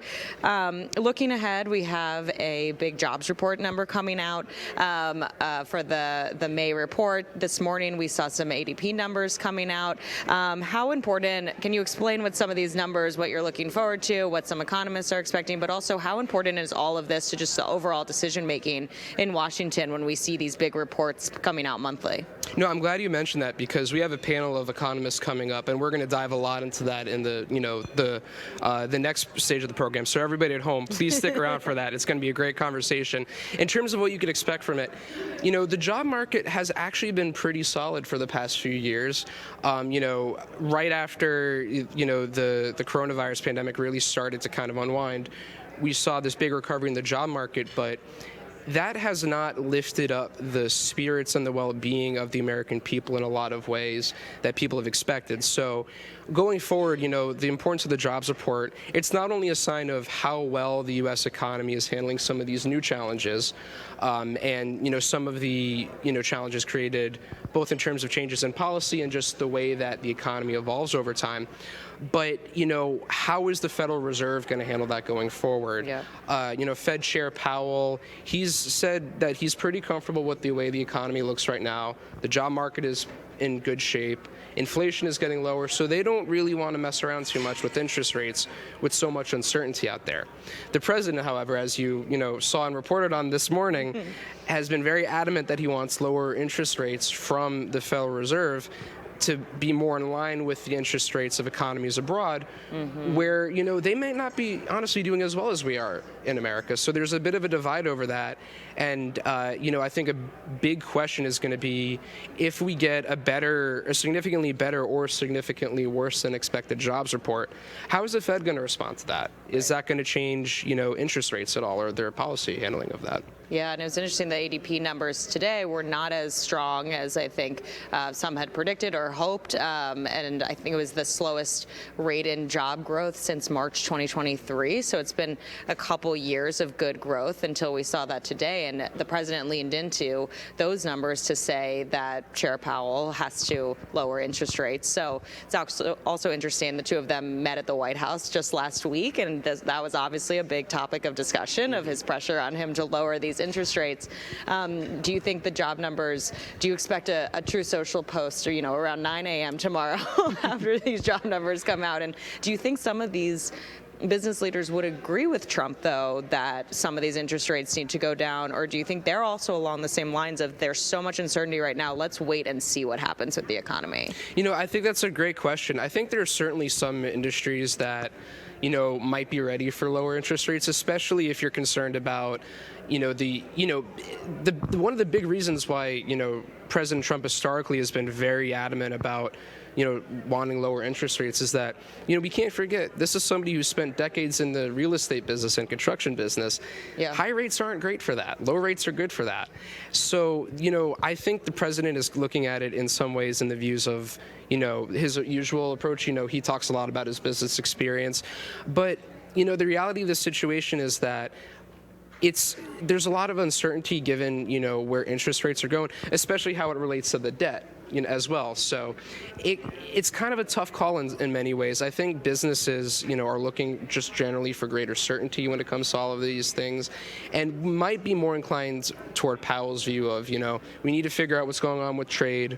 Once we figure out what's going on with trade, then we might have clear answers to go there. Yeah.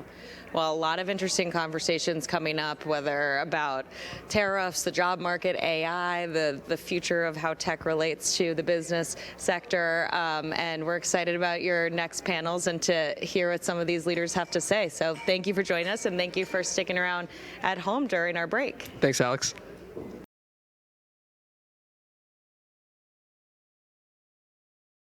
We love dreams.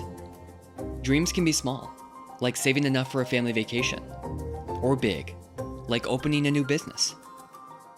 Banks support your dreams because we believe in you.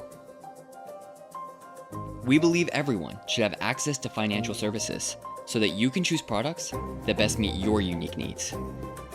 We believe everyone should have a healthy financial foundation where you and your family have an opportunity to grow. We believe everyone benefits in a competitive and well-regulated financial services industry where banks and non-banks should compete for your business without cutting corners. Our vision for America is a better tomorrow for you, for your neighbor, for all of us. Banks serve you, and banks help you achieve your goals. Learn more by visiting ourvisionforamerica.com.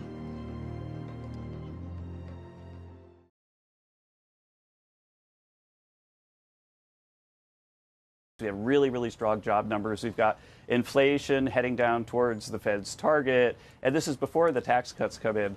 I think that one of the things we talk about taking uncertainties off the table, the Council of Economic Advisors has estimated that if the House hadn't passed the tax bill, that it would have been the biggest tax hike in American history. And that big tax hike, the biggest tax hike in American history, would have cut about 4% off of GDP growth. We'd have had a recession. And so if you look at the CBO's own estimate, if you have a recession, that reduces revenue by about 1.5 times the percent change. The elasticity is 1.5. So it's a 6% decline in revenue. That's maybe about $300 billion decline in revenue just this year with a recession. But it didn't happen despite no Democrat voting for it because the House passed that bill. I think markets were worried, are they going to not pass the bill? And now it looks like I think that markets are starting to going to want to price that in because the Senate's making a great deal of progress. The gap between the Senate and the House is not enormous. Please welcome back Sylvan Lane, business editor at The Hill. He's joined by Kate Bahn, chief economist at the Institute for Women's Policy Research.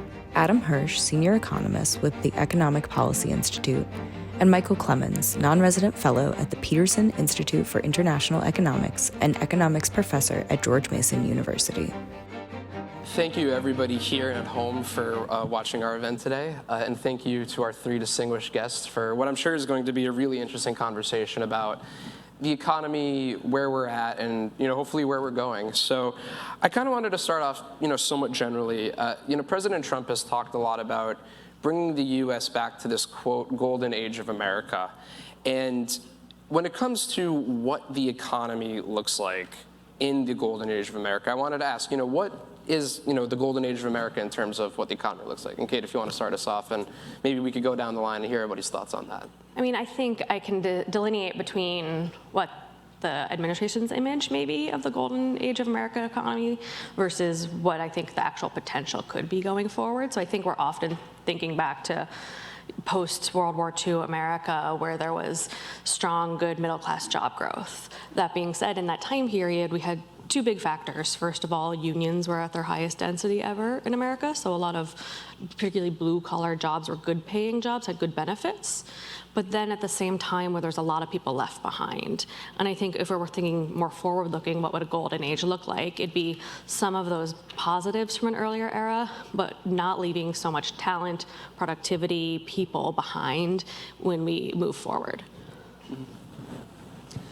So I'd say I agree with everything that Kate said, but when we think about the golden age for the American economy, with the policies that we're pursuing under this administration, it's not ahead of us. It's in our rearview mirror. It's getting smaller, and we're speeding away from it. And the reason is because, not because of any technical economic fundamentals, but because of policy choices and policy mistakes. This administration, the president, his staff, Republican members of Congress that are enabling it are rapidly undermining the critical foundations of what makes U.S. economic strength and economic growth. They're gutting scientific research. They're poised to cut spending on education and health investments and human capital, which is really what drives growth in the long term. And somewhat less appreciated is they're undermining the rule of law and replacing it with rule by law, which means that the might is right. And when we do that, it means that the most innovative, most efficient companies are going to lose out. They can't compete in a world where the exercise of power is rewarded, where the businesses that are most willing to be and feed corruption are rewarded, and that closes off economic opportunity and it undermines innovation. Yes, thank you. So my name is Michael Clemens. I study immigration, so I want to talk about this from the perspective of an immigration economist. And talking about a golden age for the U.S. economy and immigration, demographic change came up from Sharon in the last panel. I'm not sure many Americans are aware that demographic change, demographic decline of the labor force is not some far-off future event. It's happening this afternoon, right now, today.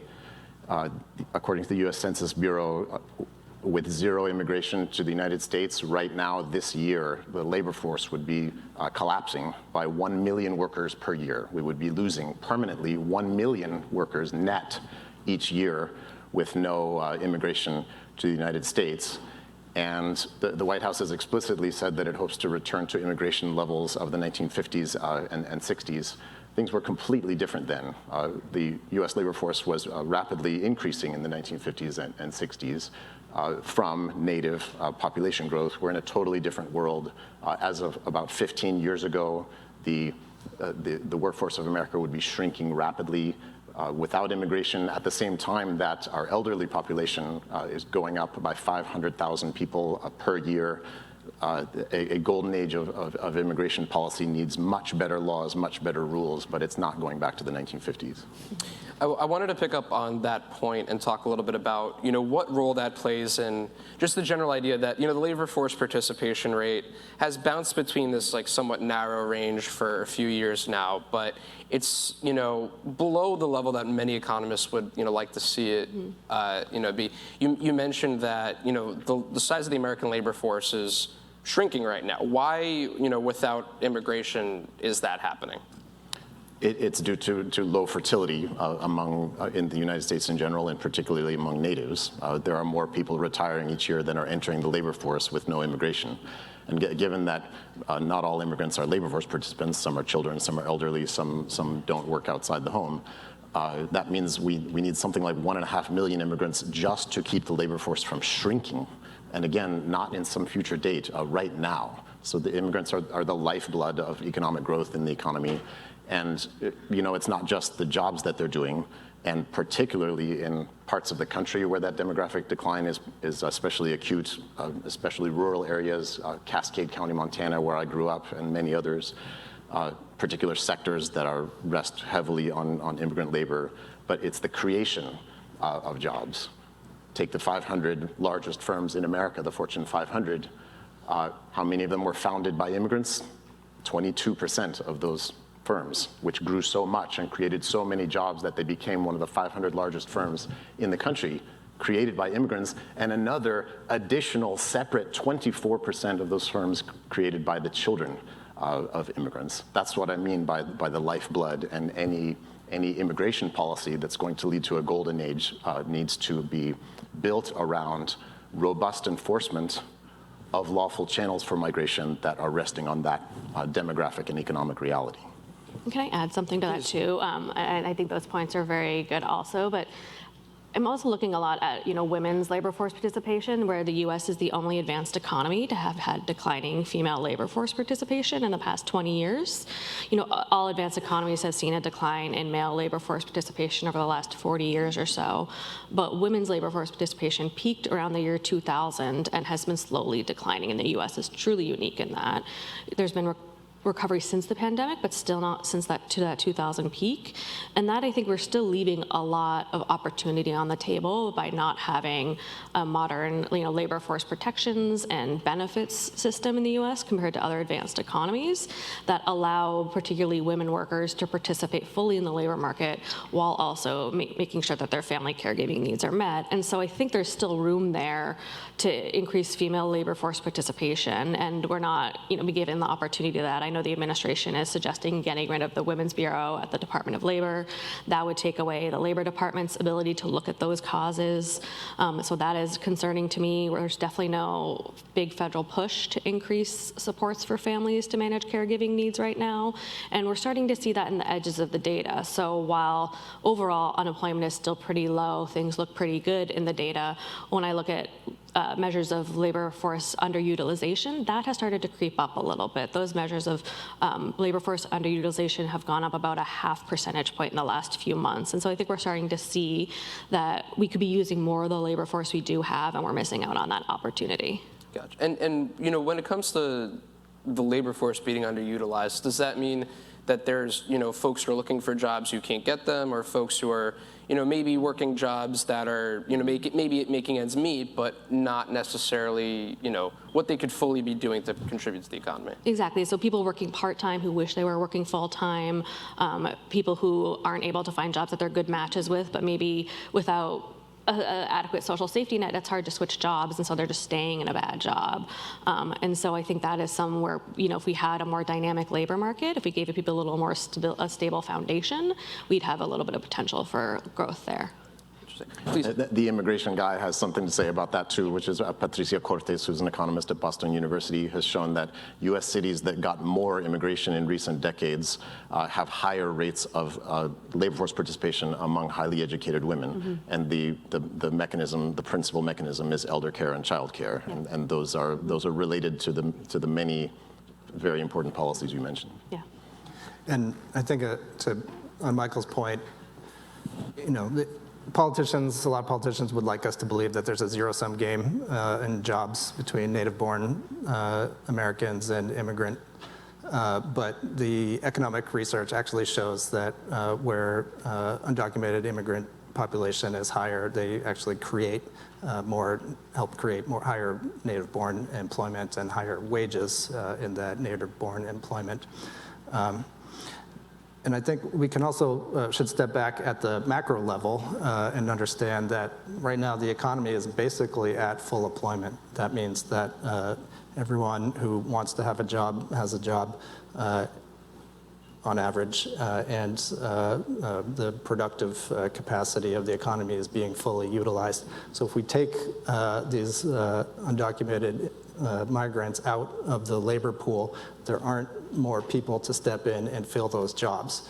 It's going to lead to shortages in food services, agricultural production, caregiving work, and construction, where we're hoping, everyone is hoping that we can find some solutions to the housing affordability crisis, but we're not going to solve that if we don't have people to build homes. And speaking of the nature of the idea that some might see it as like a zero-sum game in between. You have a set number of jobs that you could fill or expand, and a set number of native-born Americans to fill that. A lot of the administration's economic policy has been focused on the physical, tangible, factory town or town factory, where you have generations of people who could rely on this, to support the community and their families. But the trajectory of the U.S. economy over the past 20 years, for various different reasons, has been more about providing services, and often services abroad. What needs to change about the U.S. economy to make it more supportive of the vision that President Trump has set out? And I guess the second part of that, and Adam, if you want to dive into this, how feasible is it to get to a place where we have big industrial centers in American communities that are really driving the economic vitality of these areas? It's important that we have a revitalized manufacturing industry in the United States, but no one should be under the illusion that we're going to go back to seeing manufacturing as a share of employment be the way it was, a generation ago. That's just not going to happen. And it's not going to happen because of automation, productivity growth. Even in countries like Germany and China that have had long-term sustained trade surpluses in manufacturing, they see manufacturing employment as a share of employment shrinking. That's not a bad thing. It's happening. It means that the economy is more efficient, more productive, and people can be freed up to do other kinds of work. That said,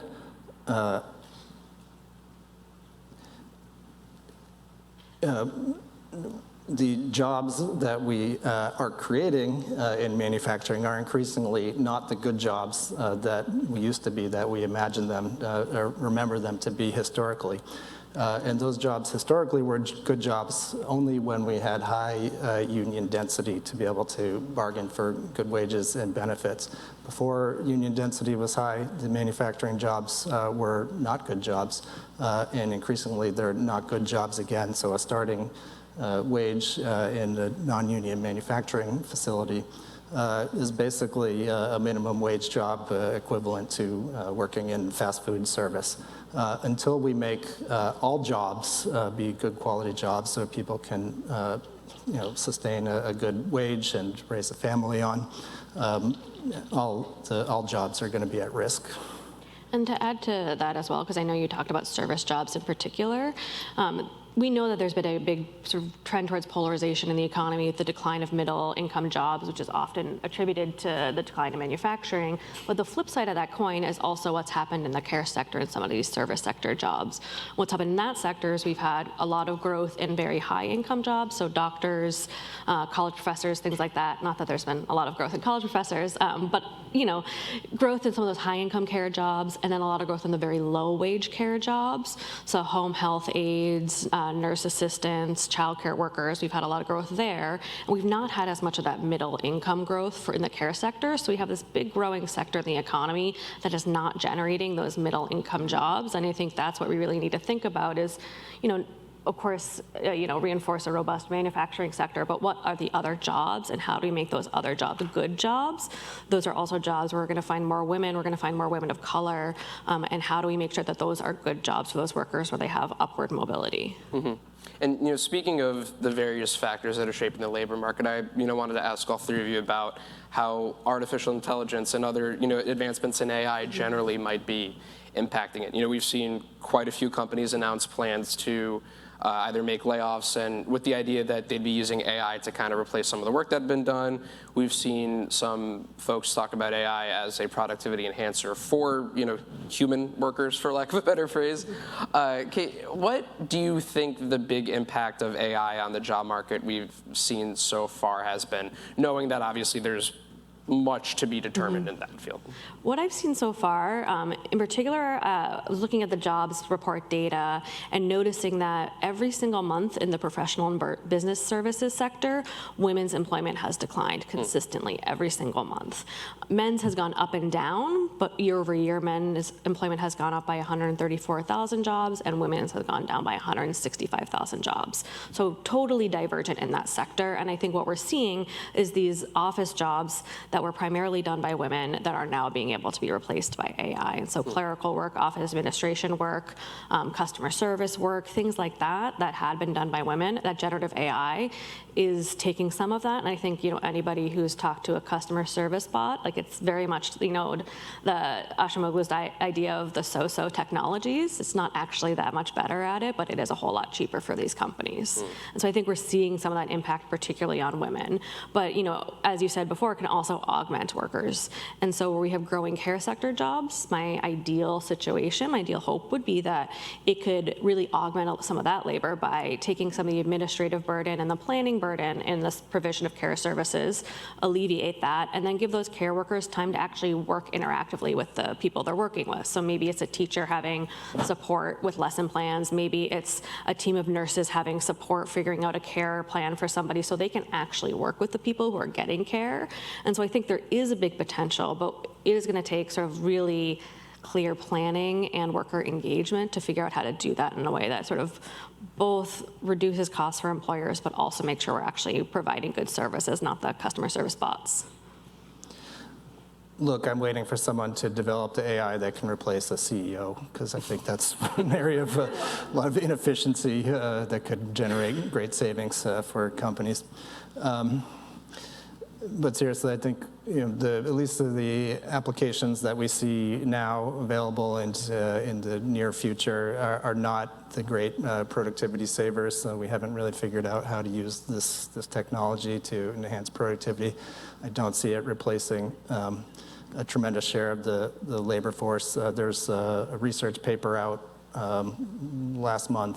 earlier this month, or in May, looking at companies in Denmark that highly adopted the use of AI, large language models in their work, and it showed about a 3% increase in productivity. It's not nothing, but it's not huge, not capable of replacing workers. But it's augmenting workers with, as Kate said, a so-so technology. The tools that we have now, I think of akin to a microwave oven.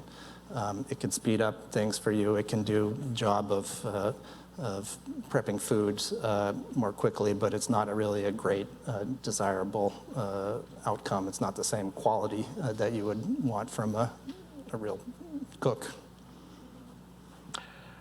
So the immigration guy speaks again. What would an immigration policy look like that supports and strengthens the AI future that we're definitely headed for?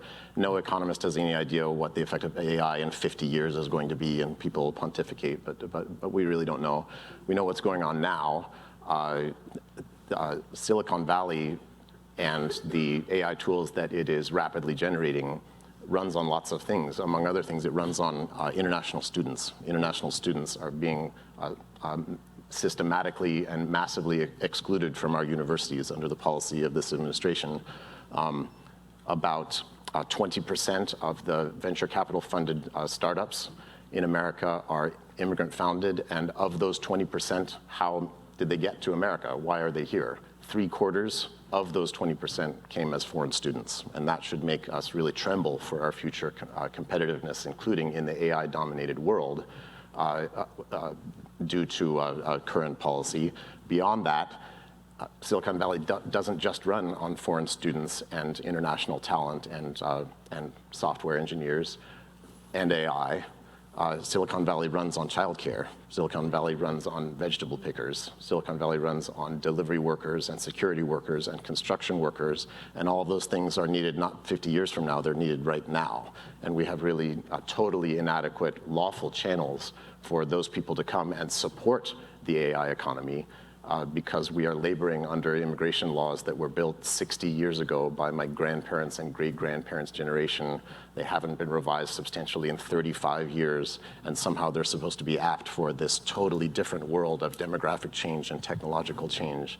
We need an immigration policy that fosters entrepreneurship, and that is not an immigration policy that keeps everybody out in the hopes that AI will eliminate all jobs. As you rightly pointed out, it's not going to eliminate all jobs in a timescale that we're talking about. It feels like we're barely scratching the surface of all these things, but unfortunately, that brings us to the end of our panel. I want to thank the three of you so much for your time and your expertise and insight, and thank you all again for watching. Thank you. Thank you.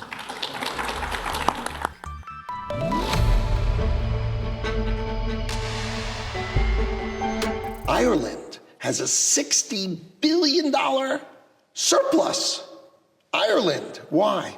Because our companies drop their IP there, their patents and their IP, and they pay Ireland the money.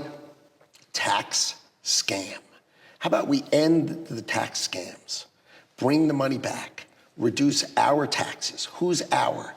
All of America. Eliminate the tax on tips, tax on overtime, tax on Social Security, drive down the tax rate of America.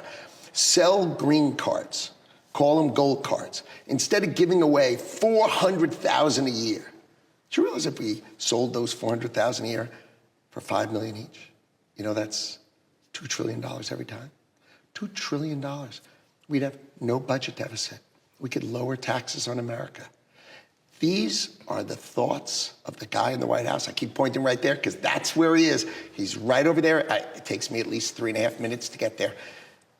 It's amazing the opportunity of America, the greatness of America, with someone like Donald Trump in the White House. Please welcome Betty Liu back to the stage, along with Danny Werfel, former IRS commissioner. Thank you so much, Danny, for joining me here on stage, and welcome back, everyone.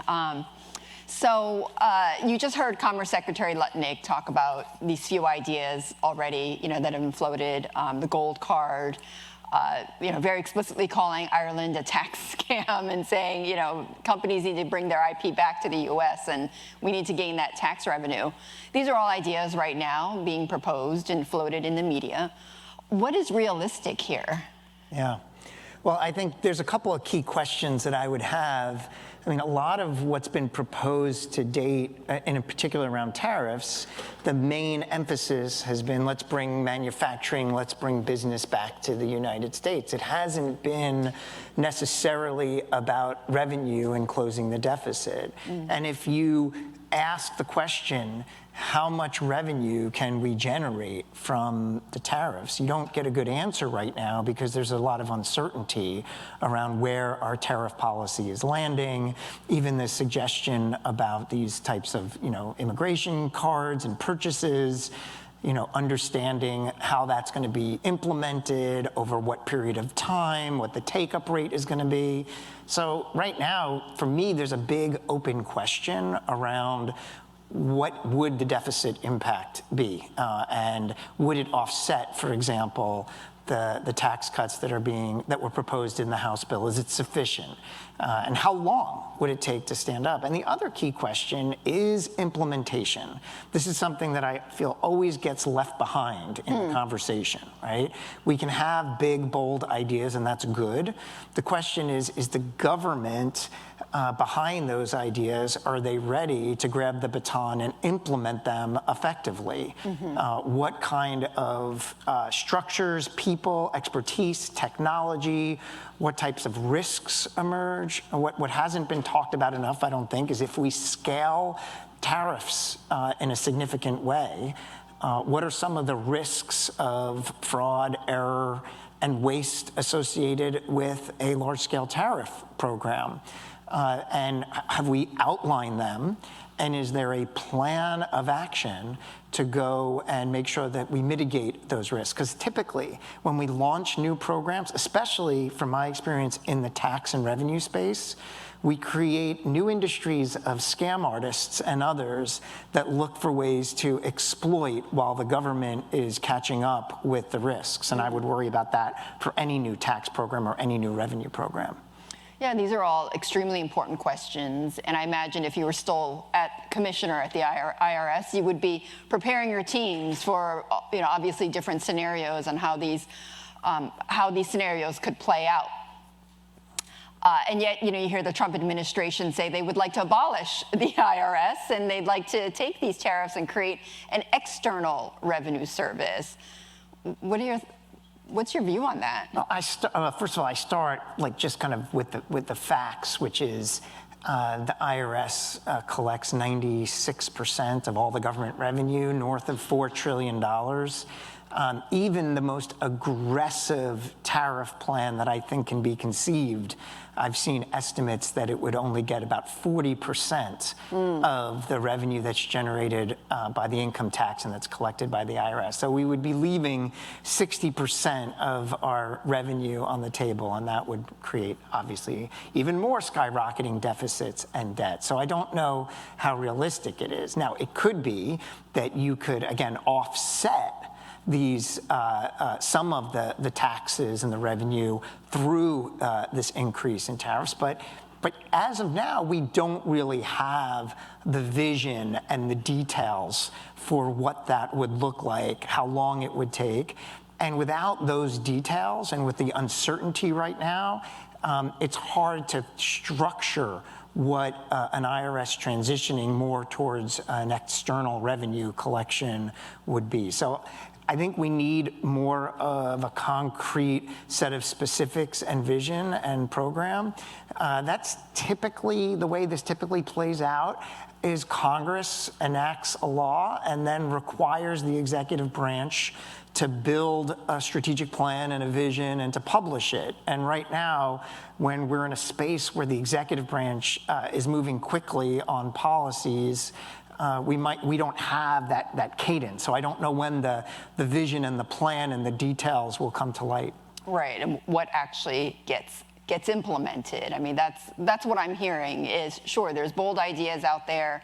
What actually gets implemented? What are the details of all of this? Yeah, there's so many different questions and equities and stakeholders. I've just raised, how long? What's the sequencing? What is the first wave? And then you can get into what are the skill sets? Is it going to be done in-house? Are we going to outsource it? Mm-hmm. Are there new technologies that are needed? We're in a period right now where the Trump administration and the DOJ are dramatically downsizing the footprint of government and the workforce itself. And so as you're standing up new visions and new programs, can you do it with the workforce that's existing and that's remaining? Are we going to have to hire new? Are we going to outsource? I mean, there's a lot of important implementation questions. They don't get a lot of press. They don't get a lot of attention. I have this vision of the signing ceremony of bills, and then everyone's like, wow, we got that done. But then there's a lot more work that comes behind that. Yeah. And I'm always the person that's in the back of the room saying, okay, now that we're rolling up our sleeves, do we have the resources, the tools, the equipment, the risk management to implement this in a way that we serve the mission of the program effectively? Yeah, it's sort of like we have the what, now how? Yes. How do we do this? And I want to get to the workings, to the actual running of the IRS and get your thoughts on that going forward. But before I do, we're sitting here in front of an audience of business leaders and also taxpayers. And given this uncertainty, given you having been in government for so long, and you're so ensconced in the intricacies of how these things work. What is your advice to all of us here? Because if you're uncertain, we're even more uncertain here. What is your advice? Pay your taxes. It's your civic responsibility. I would also indicate that I don't know if this is advice or just kind of a myth bust, but I would not celebrate a smaller IRS. A smaller IRS does not mean your taxes are lower. The only institute that can, or organization that can change your taxes is up on Capitol Hill. The IRS cannot lower your taxes. What a smaller IRS does is it shifts the burden of paying for our government from those that don't play by the rules to those that do. And that's an inequitable tax system. And every healthy, industrialized nation in the world has, along with it, a healthy tax system. None of them have a popular tax system or tax authority. It's not like we uniquely in America don't like paying taxes. That's true globally. But in order to have a successful, thriving nation and society, you need a healthy tax system. You don't have to like it, but you have to have one. And so I would encourage everyone to think and weigh in, and whether it's at a cocktail party or if you have the opportunity to engage with elected leaders, that eliminating the capacity of the IRS may be politically expedient and popular, but it's not good for every American. It may only be good for those that choose not to play by the rules and not meet their civic responsibility. The other thing, I do want to comment on something that Secretary Lutnick said, which was, he was talking about this thing with Ireland, and it reminded me of the fact that, right now, there are corporations in America that evade their tax responsibility by doing something. It's a technical term, it's called transfer pricing. But what that means is they show the IRS more of their business is going on in another country than actually is, because that other country has a better tax rate. So let's say they're doing $100 of work here in the US, and they don't want to pay the US tax rate, so they'll present that they're actually doing $50 in some other country and $50 here. And therefore, they're giving $50 at a lower tax rate to some other country who doesn't warrant it, because the work and the activity and the income is actually being earned in the US. How do we capture that revenue? Well, you need an IRS workforce. You need investments in subject matter expertise and audit skills. And so it's not just that we're losing money internationally from a policy standpoint. That may be true. I'm not an expert on that. We are losing money internationally because the IRS doesn't have the capacity today to hold companies accountable by making sure that they're presenting all the income that they earned in the U.S. to the U.S. and not shielding it in other jurisdictions. Right, so enforcement. Enforcement. Again, it's not popular. No one's going to throw a parade for the IRS, and that's okay. I like to say it's in the brochure. But it is important work that ends up being important to the health of our financial situation in the United States. It's more revenue. It'll end up being more revenue. Absolutely. Yeah. Getting to the IRS itself and the running of the agency, not only is the Trump administration advocating for either a smaller agency or abolishing it altogether, it's been leadership change after leadership change since you resigned. So we've had 5 acting commissioners, Billy Long. It looks to be likely to be the 6th and permanent commissioner under this second Trump administration. But I imagine, anyone here who, we're all part of, we've all led organizations, leading organizations, having 5 leaders in 6 months is extremely disruptive. And it's hard to run an organization, with that kind of change.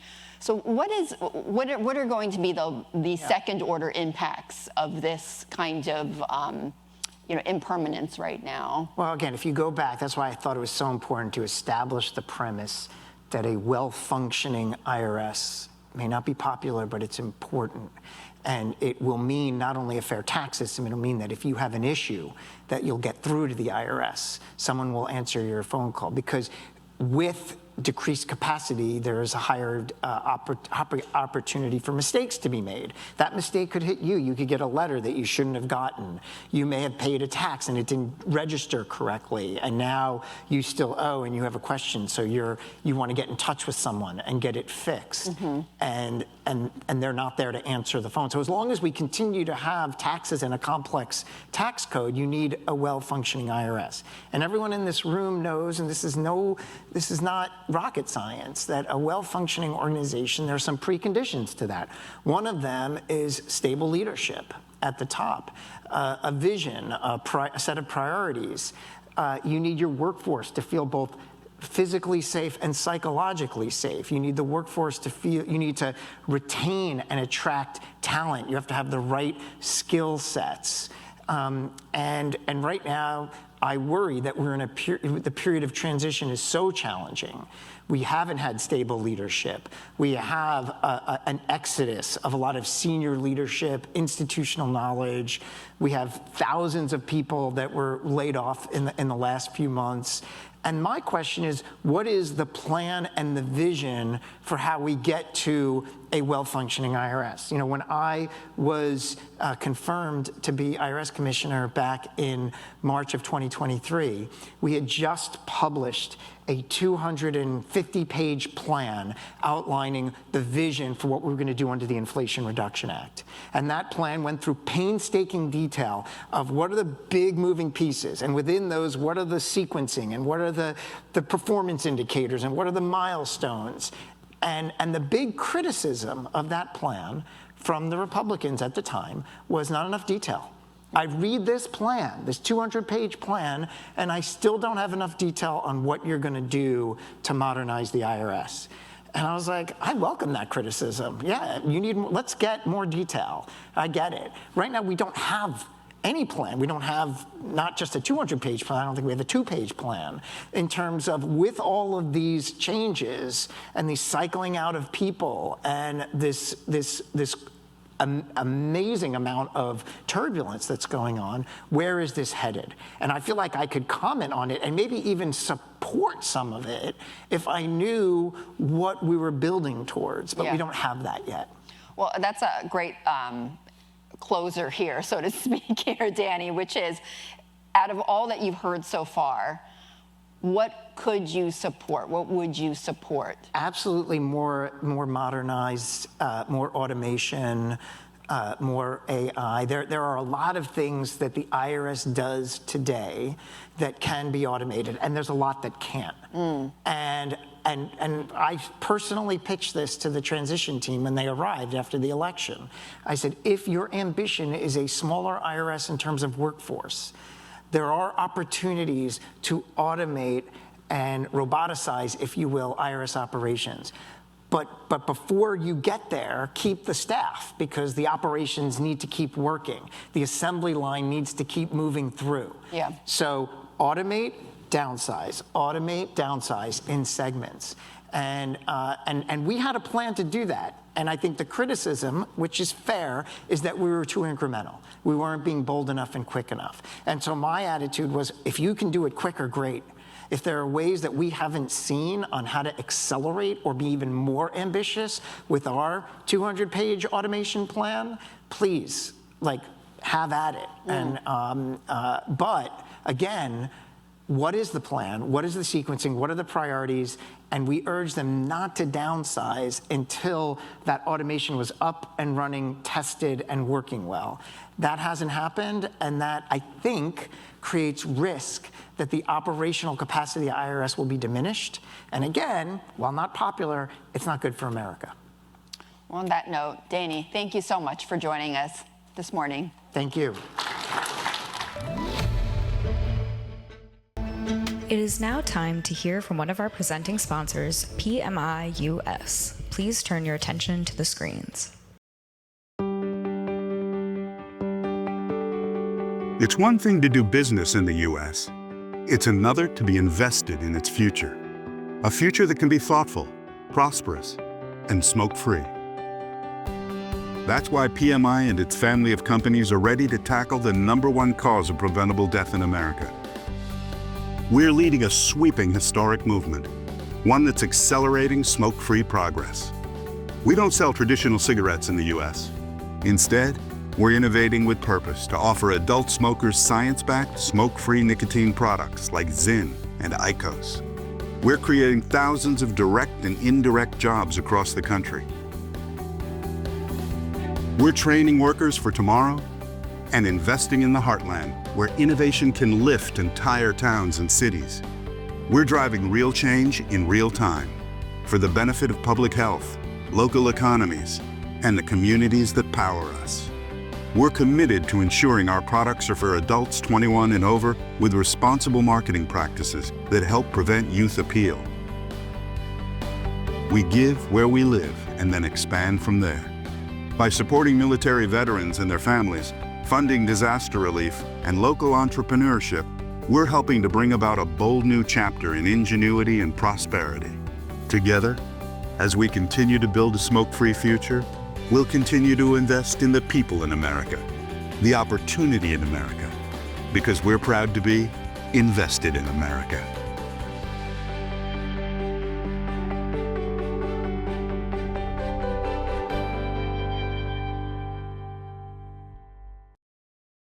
Now, please welcome Stacey Kennedy, President of the Americas Region and CEO of PMI US, in conversation with Scott Tranter, Director of Data Science at Decision Desk HQ.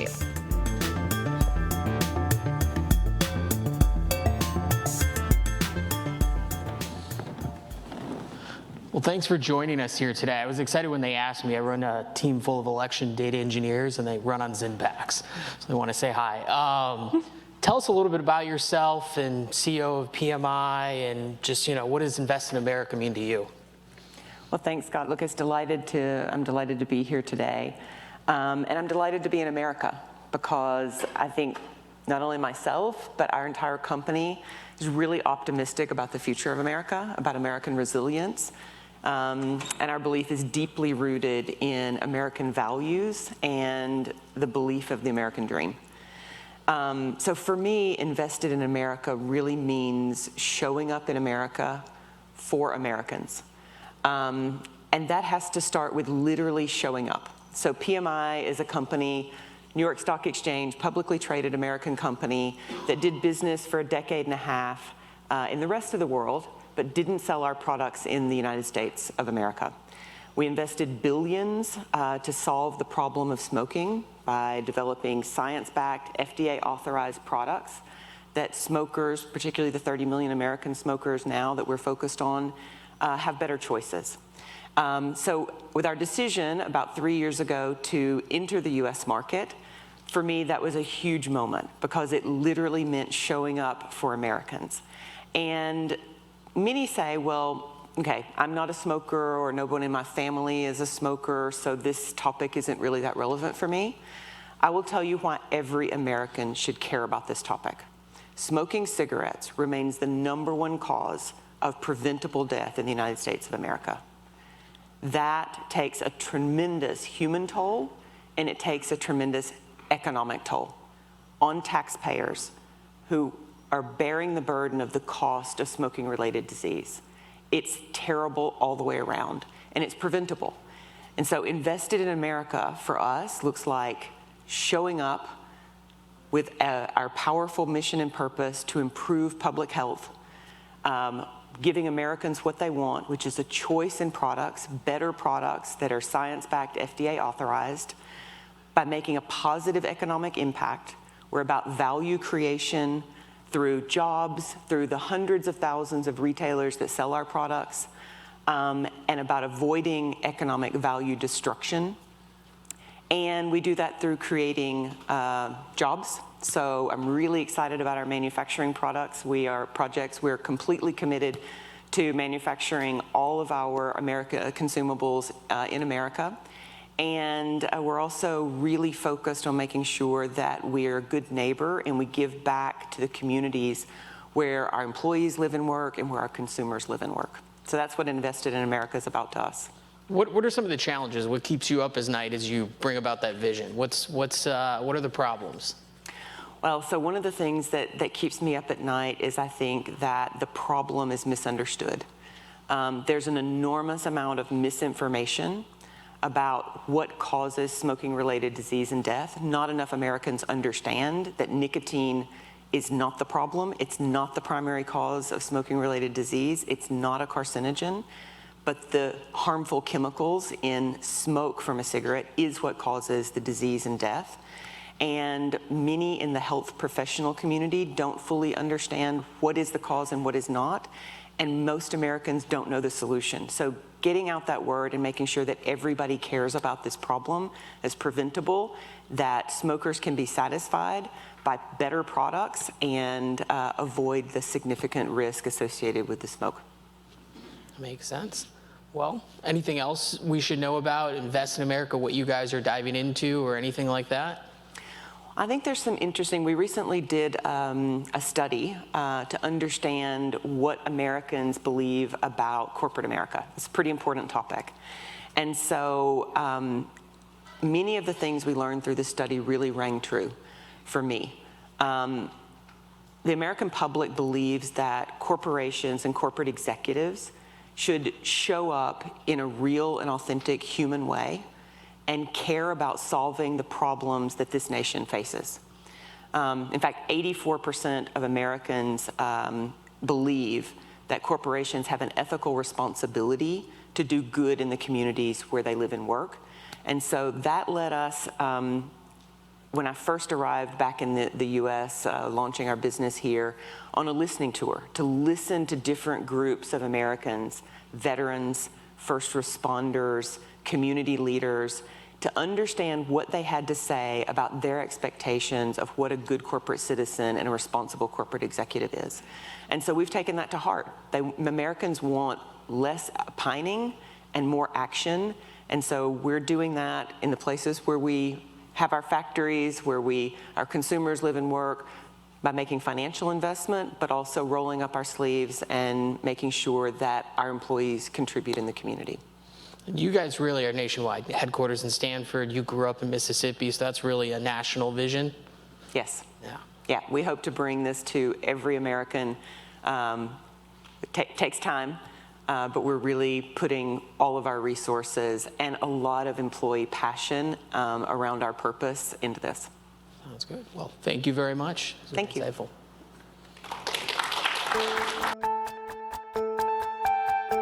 The American dream is rooted in the concept that any citizen can achieve prosperity, upward mobility, and economic security. For too long, the designers of multilateral trade deals have lost sight of this. International economic relations that do not work for the American people must be re-examined. This is what tariffs are designed to address. Leveling the playing field such that the international trading system begins to reward ingenuity, security, rule of law, and stability, not wage suppression, currency manipulation, intellectual property theft, non-tariff barriers, and draconian regulations. To the extent that another country's practices harm our own economy and people, the United States will respond. This is the America First trade policy. Please welcome Betty back to the stage, joined in conversation by Nicole Elam, CEO of National Bankers Association. Nicole, thank you so much for joining me here.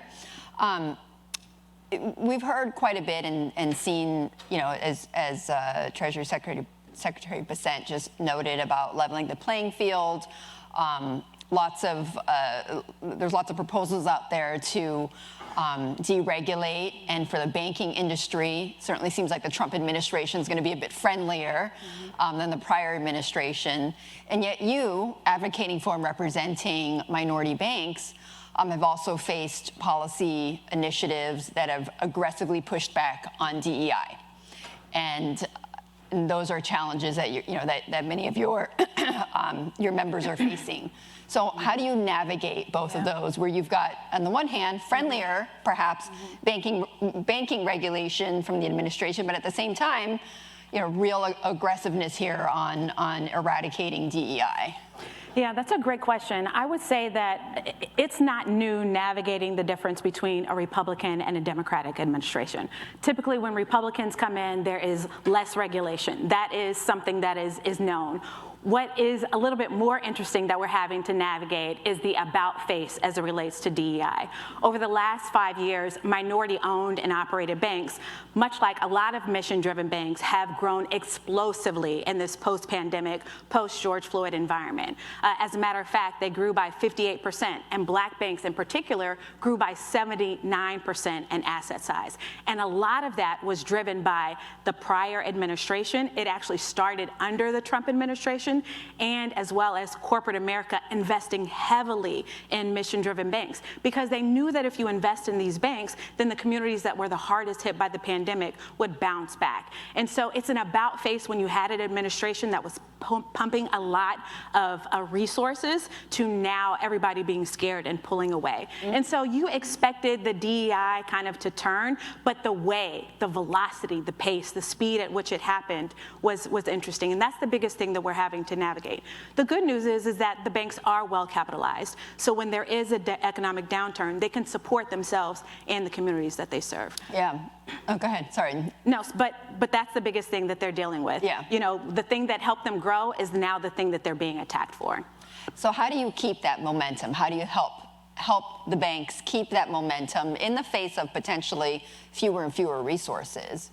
I think they stay focused on what they've always done, which is that serving the communities that we've always been here to serve. I'm also trying to get them to focus on a lot of the big things that are happening right now and how they can take advantage of AI and innovation and how do they stay on the curve. Because if you're a small bank, your maybe average asset size is under $1 billion. Most of my members' average asset size is $460 million.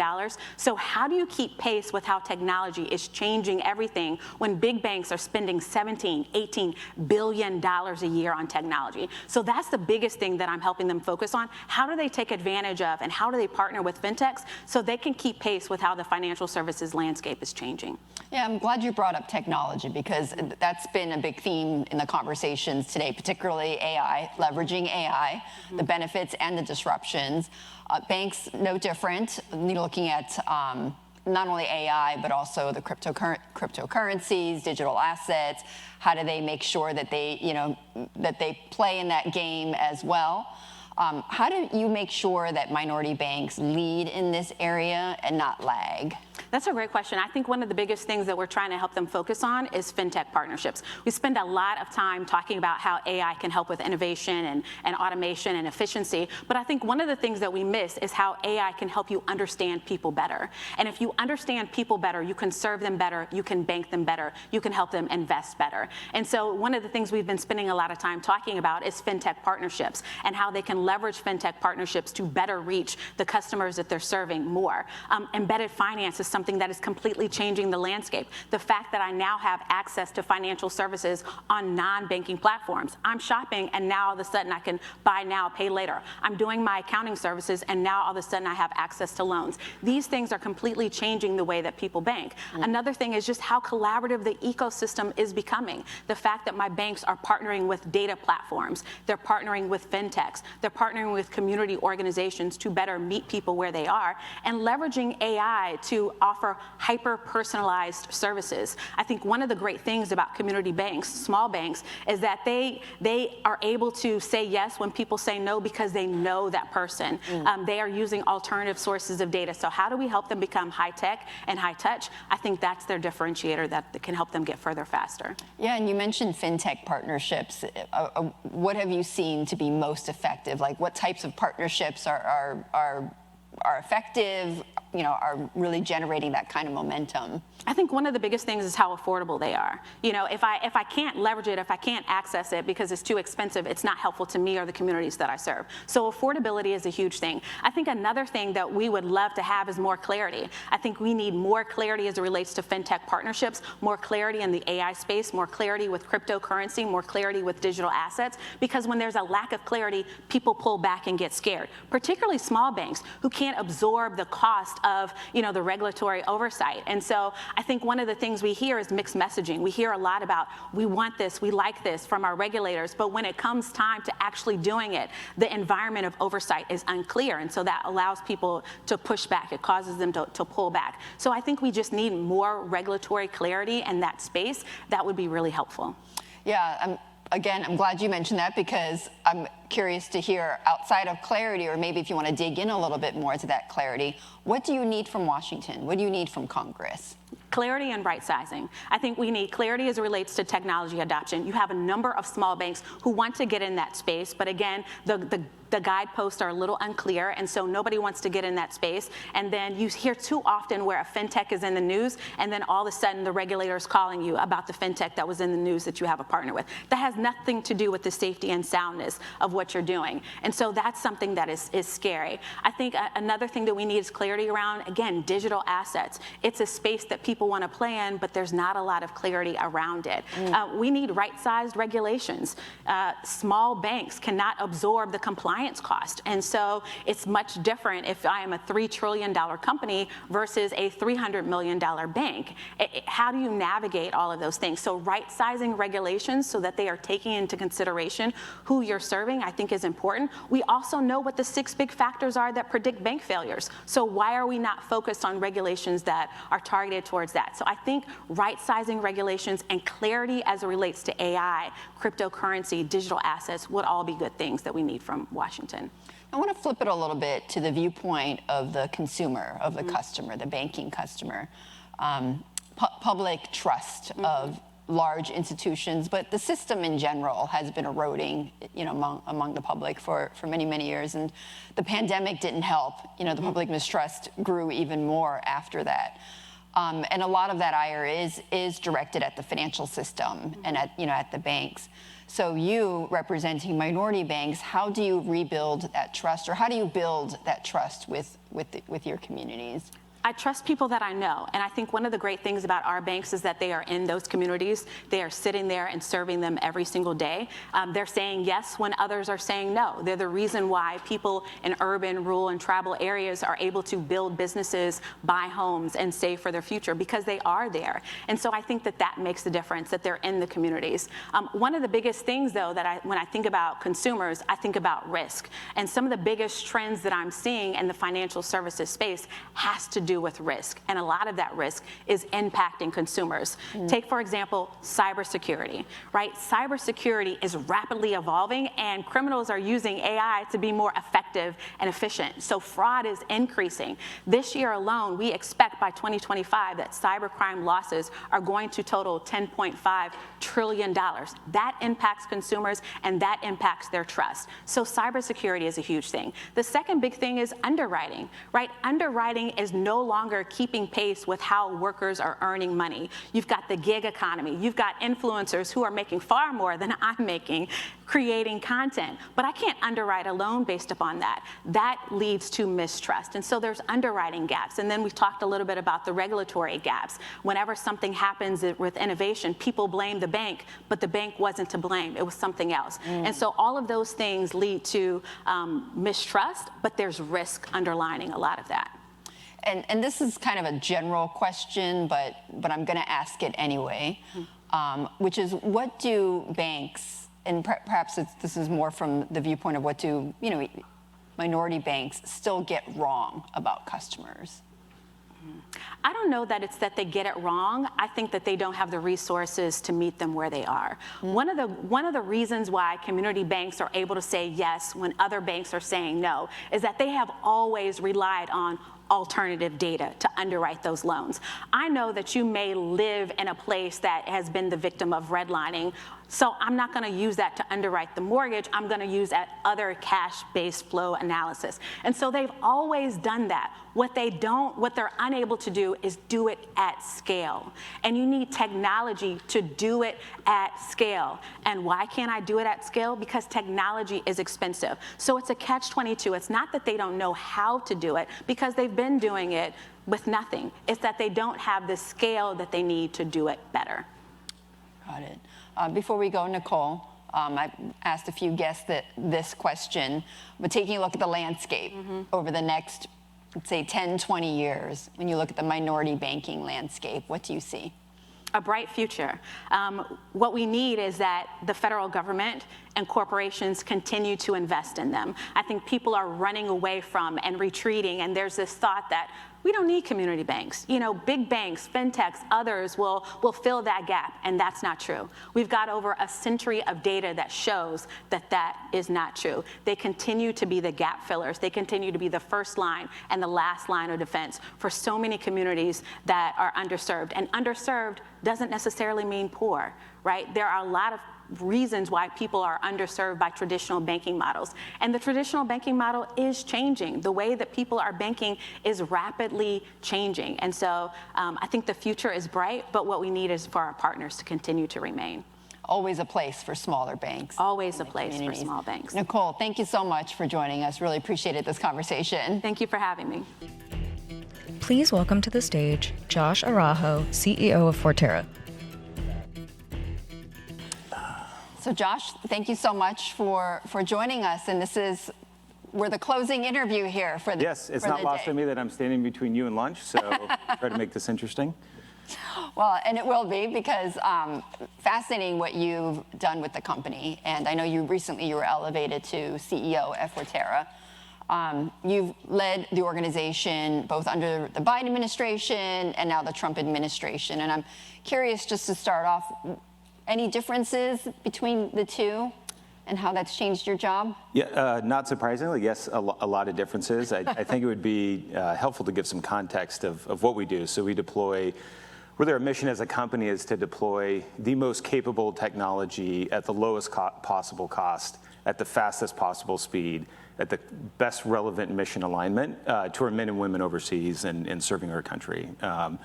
If you look at the DNA of our company, I served in the Marine Corps for 10 years. It was probably the least tenured, least deployment of all the veterans at the company, but our founder, who started the company 20 years ago, did so for this exact same mission. And I think if you look at how DoD and the Department of Defense is set up over time to acquire technologies, it's really been to really create the opposite outcomes. The most expensive technology built over the longest period of time that is probably irrelevant by the time it hits the field.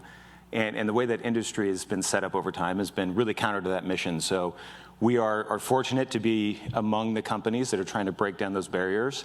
I think if you look at the evolution of this space over the last 10 years, venture-backed defense tech was not a thing. And I will tell you, nothing makes me more excited that there are venture capitalists that are investing their own money at risk to develop technology for the warfighter at a pretty broad-based level. So I'd say that the administration change, we're seeing a lot more adoption of commercial technology acquisition pathways that look a lot different than how your traditional jet or tank or something else has been acquired. And I think that's been encouraging to see. And I think that's very bipartisan. I think this has been talked about a lot of times, but when there's a lot of broad-based change happening, this seems to be a catalyst for the acceleration of technology to the people that matter. So that's what's exciting. So it sounds like more optimistic?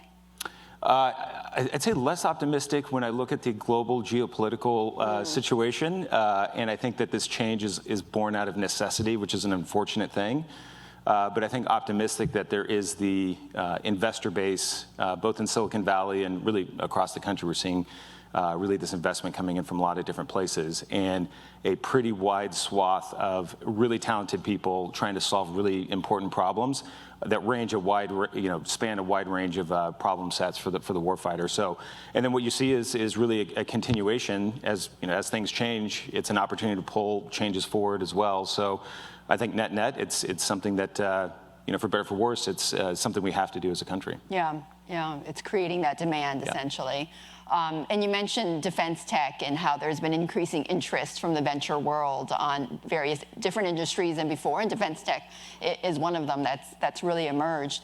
And I know you raised capital, or you closed your Series B, I believe, in September of last year. Yep, that's right. I'm curious if you were trying to close it today, do you think you'd be facing a different environment than when you closed it back in September? Yeah, I think it's this trend in defense tech investment and this intense interest in investing in national security in the industrial base has been it's been several years in the making, and it's really definitely hitting a peak. If you look at the investment happening into defense tech, it's don't quote me on the number, but there's a group, Silicon Valley Defense Group, that measures this thing, and it's about $50 billion a year of investment just into defense tech companies. Wow. That's about half the market cap of one of your large primes of cash going into investment every single year. I think when you look at the flip side of that, about $6 billion of the current defense budget is being spent on products from those companies out of a $800 billion, probably close to $1 trillion defense budget. And so I think the challenges that a lot of the industry is going to face here is that you have to have a customer on the other side that's willing to transact, dollars in exchange for goods and services, and knowing that you have a customer that's going to transact if you show up with a product that the warfighter needs. And so that's a lot of work that needs to happen on the Hill in legislation, a lot of work that needs to happen in how the Department of Defense does acquisitions and how they prioritize commercial procurements. But the longer term concern is that if that trend doesn't emerge, because there is definitely great technologies out there that should be deployed, it's a lot of the administrative, bureaucratic, regulatory issues that are preventing that from happening. If that doesn't flip in a real way, my concern is you're going to see this pullback of investment into that space, and it's a really encouraging time. So I hope that doesn't happen. Would you say that's your top risk when you think about working with the DoD? Yeah, I think it's a top risk. It's a unique customer in that the person that uses, like when I go to, let's say I want to buy a phone, I'm going to do my own market research. I'm going to go look at the phones. I'm going to try them out at Best Buy or look at my friend's phone. I'm going to budget my own. I'm going to pull it out of my bank account. I'm going to buy it, and then I'm going to use that phone. And if I don't like it, I'm going to return it. And in DoD, the individuals that are using that product don't actually have a say of whether or not they have to use it. They're issued it. It's issued. The people that are budgeting and funding it aren't even the people that are going to use it, and aren't even the people that are making the buying decisions. So Congress is appropriating and authorizing money. But then there's a separate group that is running the purchasing decision that is independent of the other two groups. So you actually have this three-pronged sales approach. So you have to line up all these things perfectly at the right timelines with all the right regulation.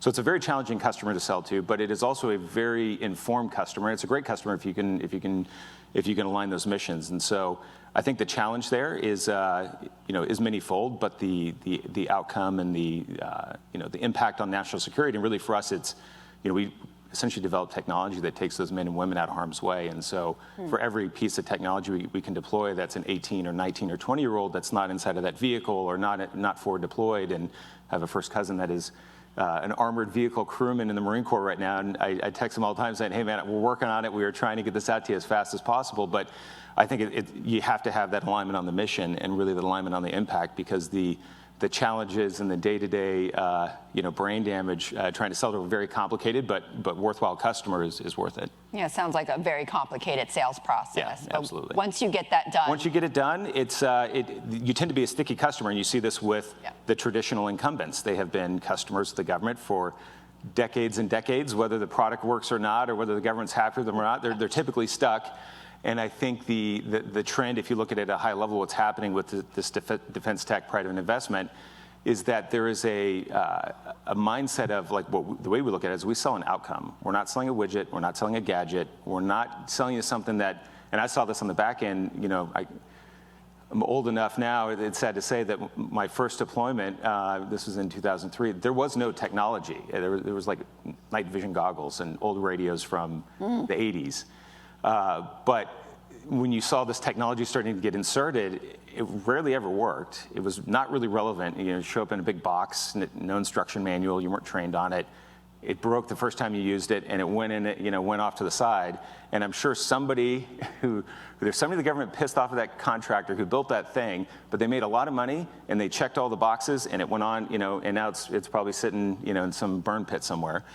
And I think the transition now is we're really selling capabilities. If we deliver what we say we're going to deliver and it's useful, then pay us on a recurring basis, and it's going to be cheaper than you trying to do this any other way. And if we don't, well, we took the risk. We took on that outside capital. We made our bet. I mean, I've bet now the last 5 years of my life that this is worthwhile. And if it doesn't pan out, then we'll eat the risk. But I think there has to be a normal economic risk trade-off between sellers to the government and the government that's buying that technology. And I think that's really happening now. We're seeing this with the administration change, but this really happened prior to the administration change. It's just continuing. Yeah. So. Well, and outside of working with the DoD and de-risking some of those challenges you just mentioned, what's the next biggest challenge What's on your mind? As a company, or I can think of a lot, yeah. Yes. No, I think it's really how do you, so once you start selling to that customer, again, that user of that technology is that 18, 19, 20, 21-year-old specialist Lance Corporal that's going to have a constantly evolving and changing mission set. And maybe that technology they developed a month ago or 2 weeks ago or 2 years ago that they're using may not be perfectly suited. And so the next challenge is, well, and we see this almost daily as we're in there close to them, working with them daily, is like, well, what other things are you saying? Because, I mean, that's really what we're obsessed with is how do we make their lives easier, safer, more effective? And then how do we go leverage our engineering talent, investors to pull in more investment to develop those products or solutions or software to make that immediate impact? And how do we shorten that cycle from, corporal, in the Ranger Regiment has an issue.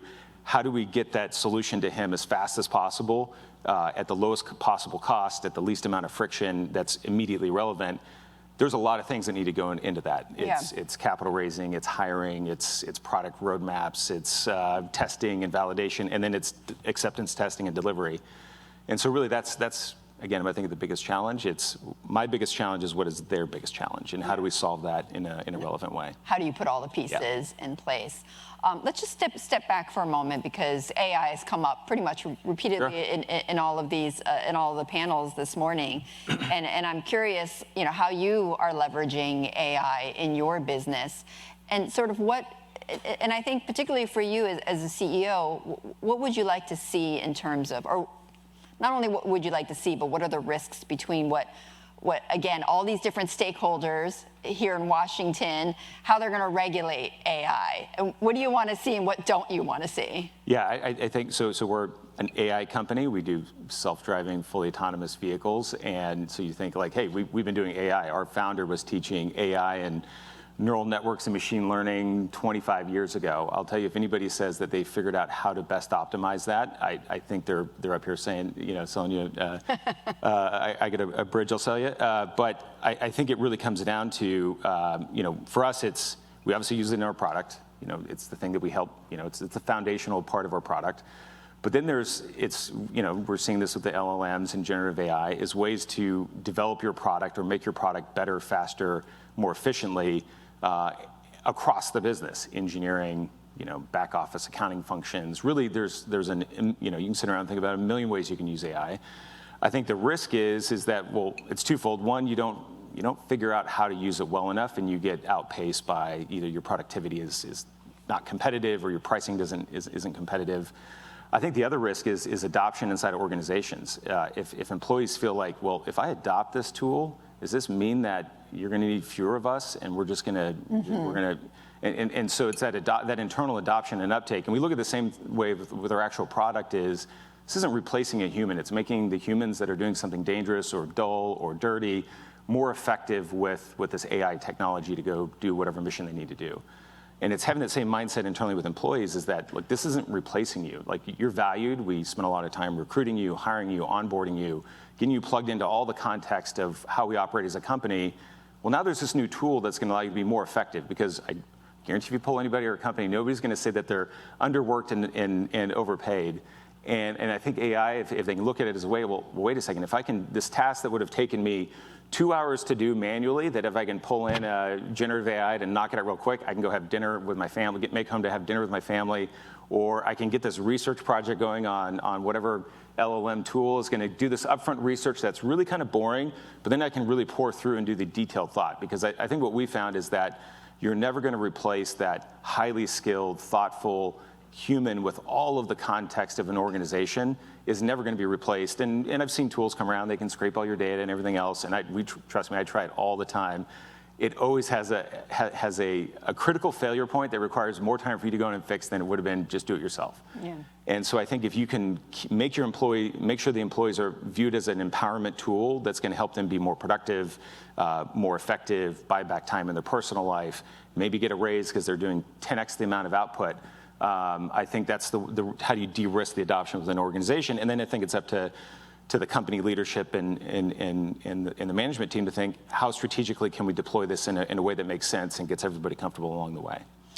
And just as a final question, and to put you on the spot here, I don't mean to put you on the spot, but really quickly, Josh, being that you are in this technology so much. I know it's more on the B2B side, less on the consumer side. But what about AI do you think in 12 months will we see an AI that we're not today? Oh man, you were asking a mechanical engineer, a software AI problem. Yeah, what do you, I mean, look, I think you're starting to see it. When the first ChatGPT version came out, I was like, oh, you can ask a bunch of questions, it'll do a lot of great things. I think it's really a lot more agent-based, so having multiple agents doing a lot of complex tasks. And I think if you look at, I mean, what's a good example we're doing internally is, hey, help me write software. It's pretty good at writing software. It's like 80% good. But then you can have another agent check the software was written by the other agent and suggest edits that you can then, it's really how do you maximize the cognitive abilities that only a human is going to have to focus on just those decisions that matter, and how do you leverage different AI schema to surface that the most efficient manner. And so, look, it's hard for me to say I didn't see this coming 3 years ago. And probably weekly with these updates, I don't. But I think for us, it's like, look, 1 foot in front of the other, one day at a time. Most effectively, how do we, again, it comes back to, for us, in our case, we are singularly focused on what does that 18, 19, 20-year-old need out in the field. And then my biggest concern is how do we line up all these things that are going to deliver that technology at the right point in time. Yep. And this is just one tool in our toolkit that can help achieve that mission. And I think if companies or people keep that mindset, is how do we keep this aligned on the mission and empowering people to do that better and more efficiently. Look, your guess is as good as mine. So yeah, you did put me on the spot. But I think that sounds like that's what we're evolving to. So more and more sophistication there. Josh, thank you so much. Yeah, it's my pleasure. Joining me here on stage. Thank you. Thanks.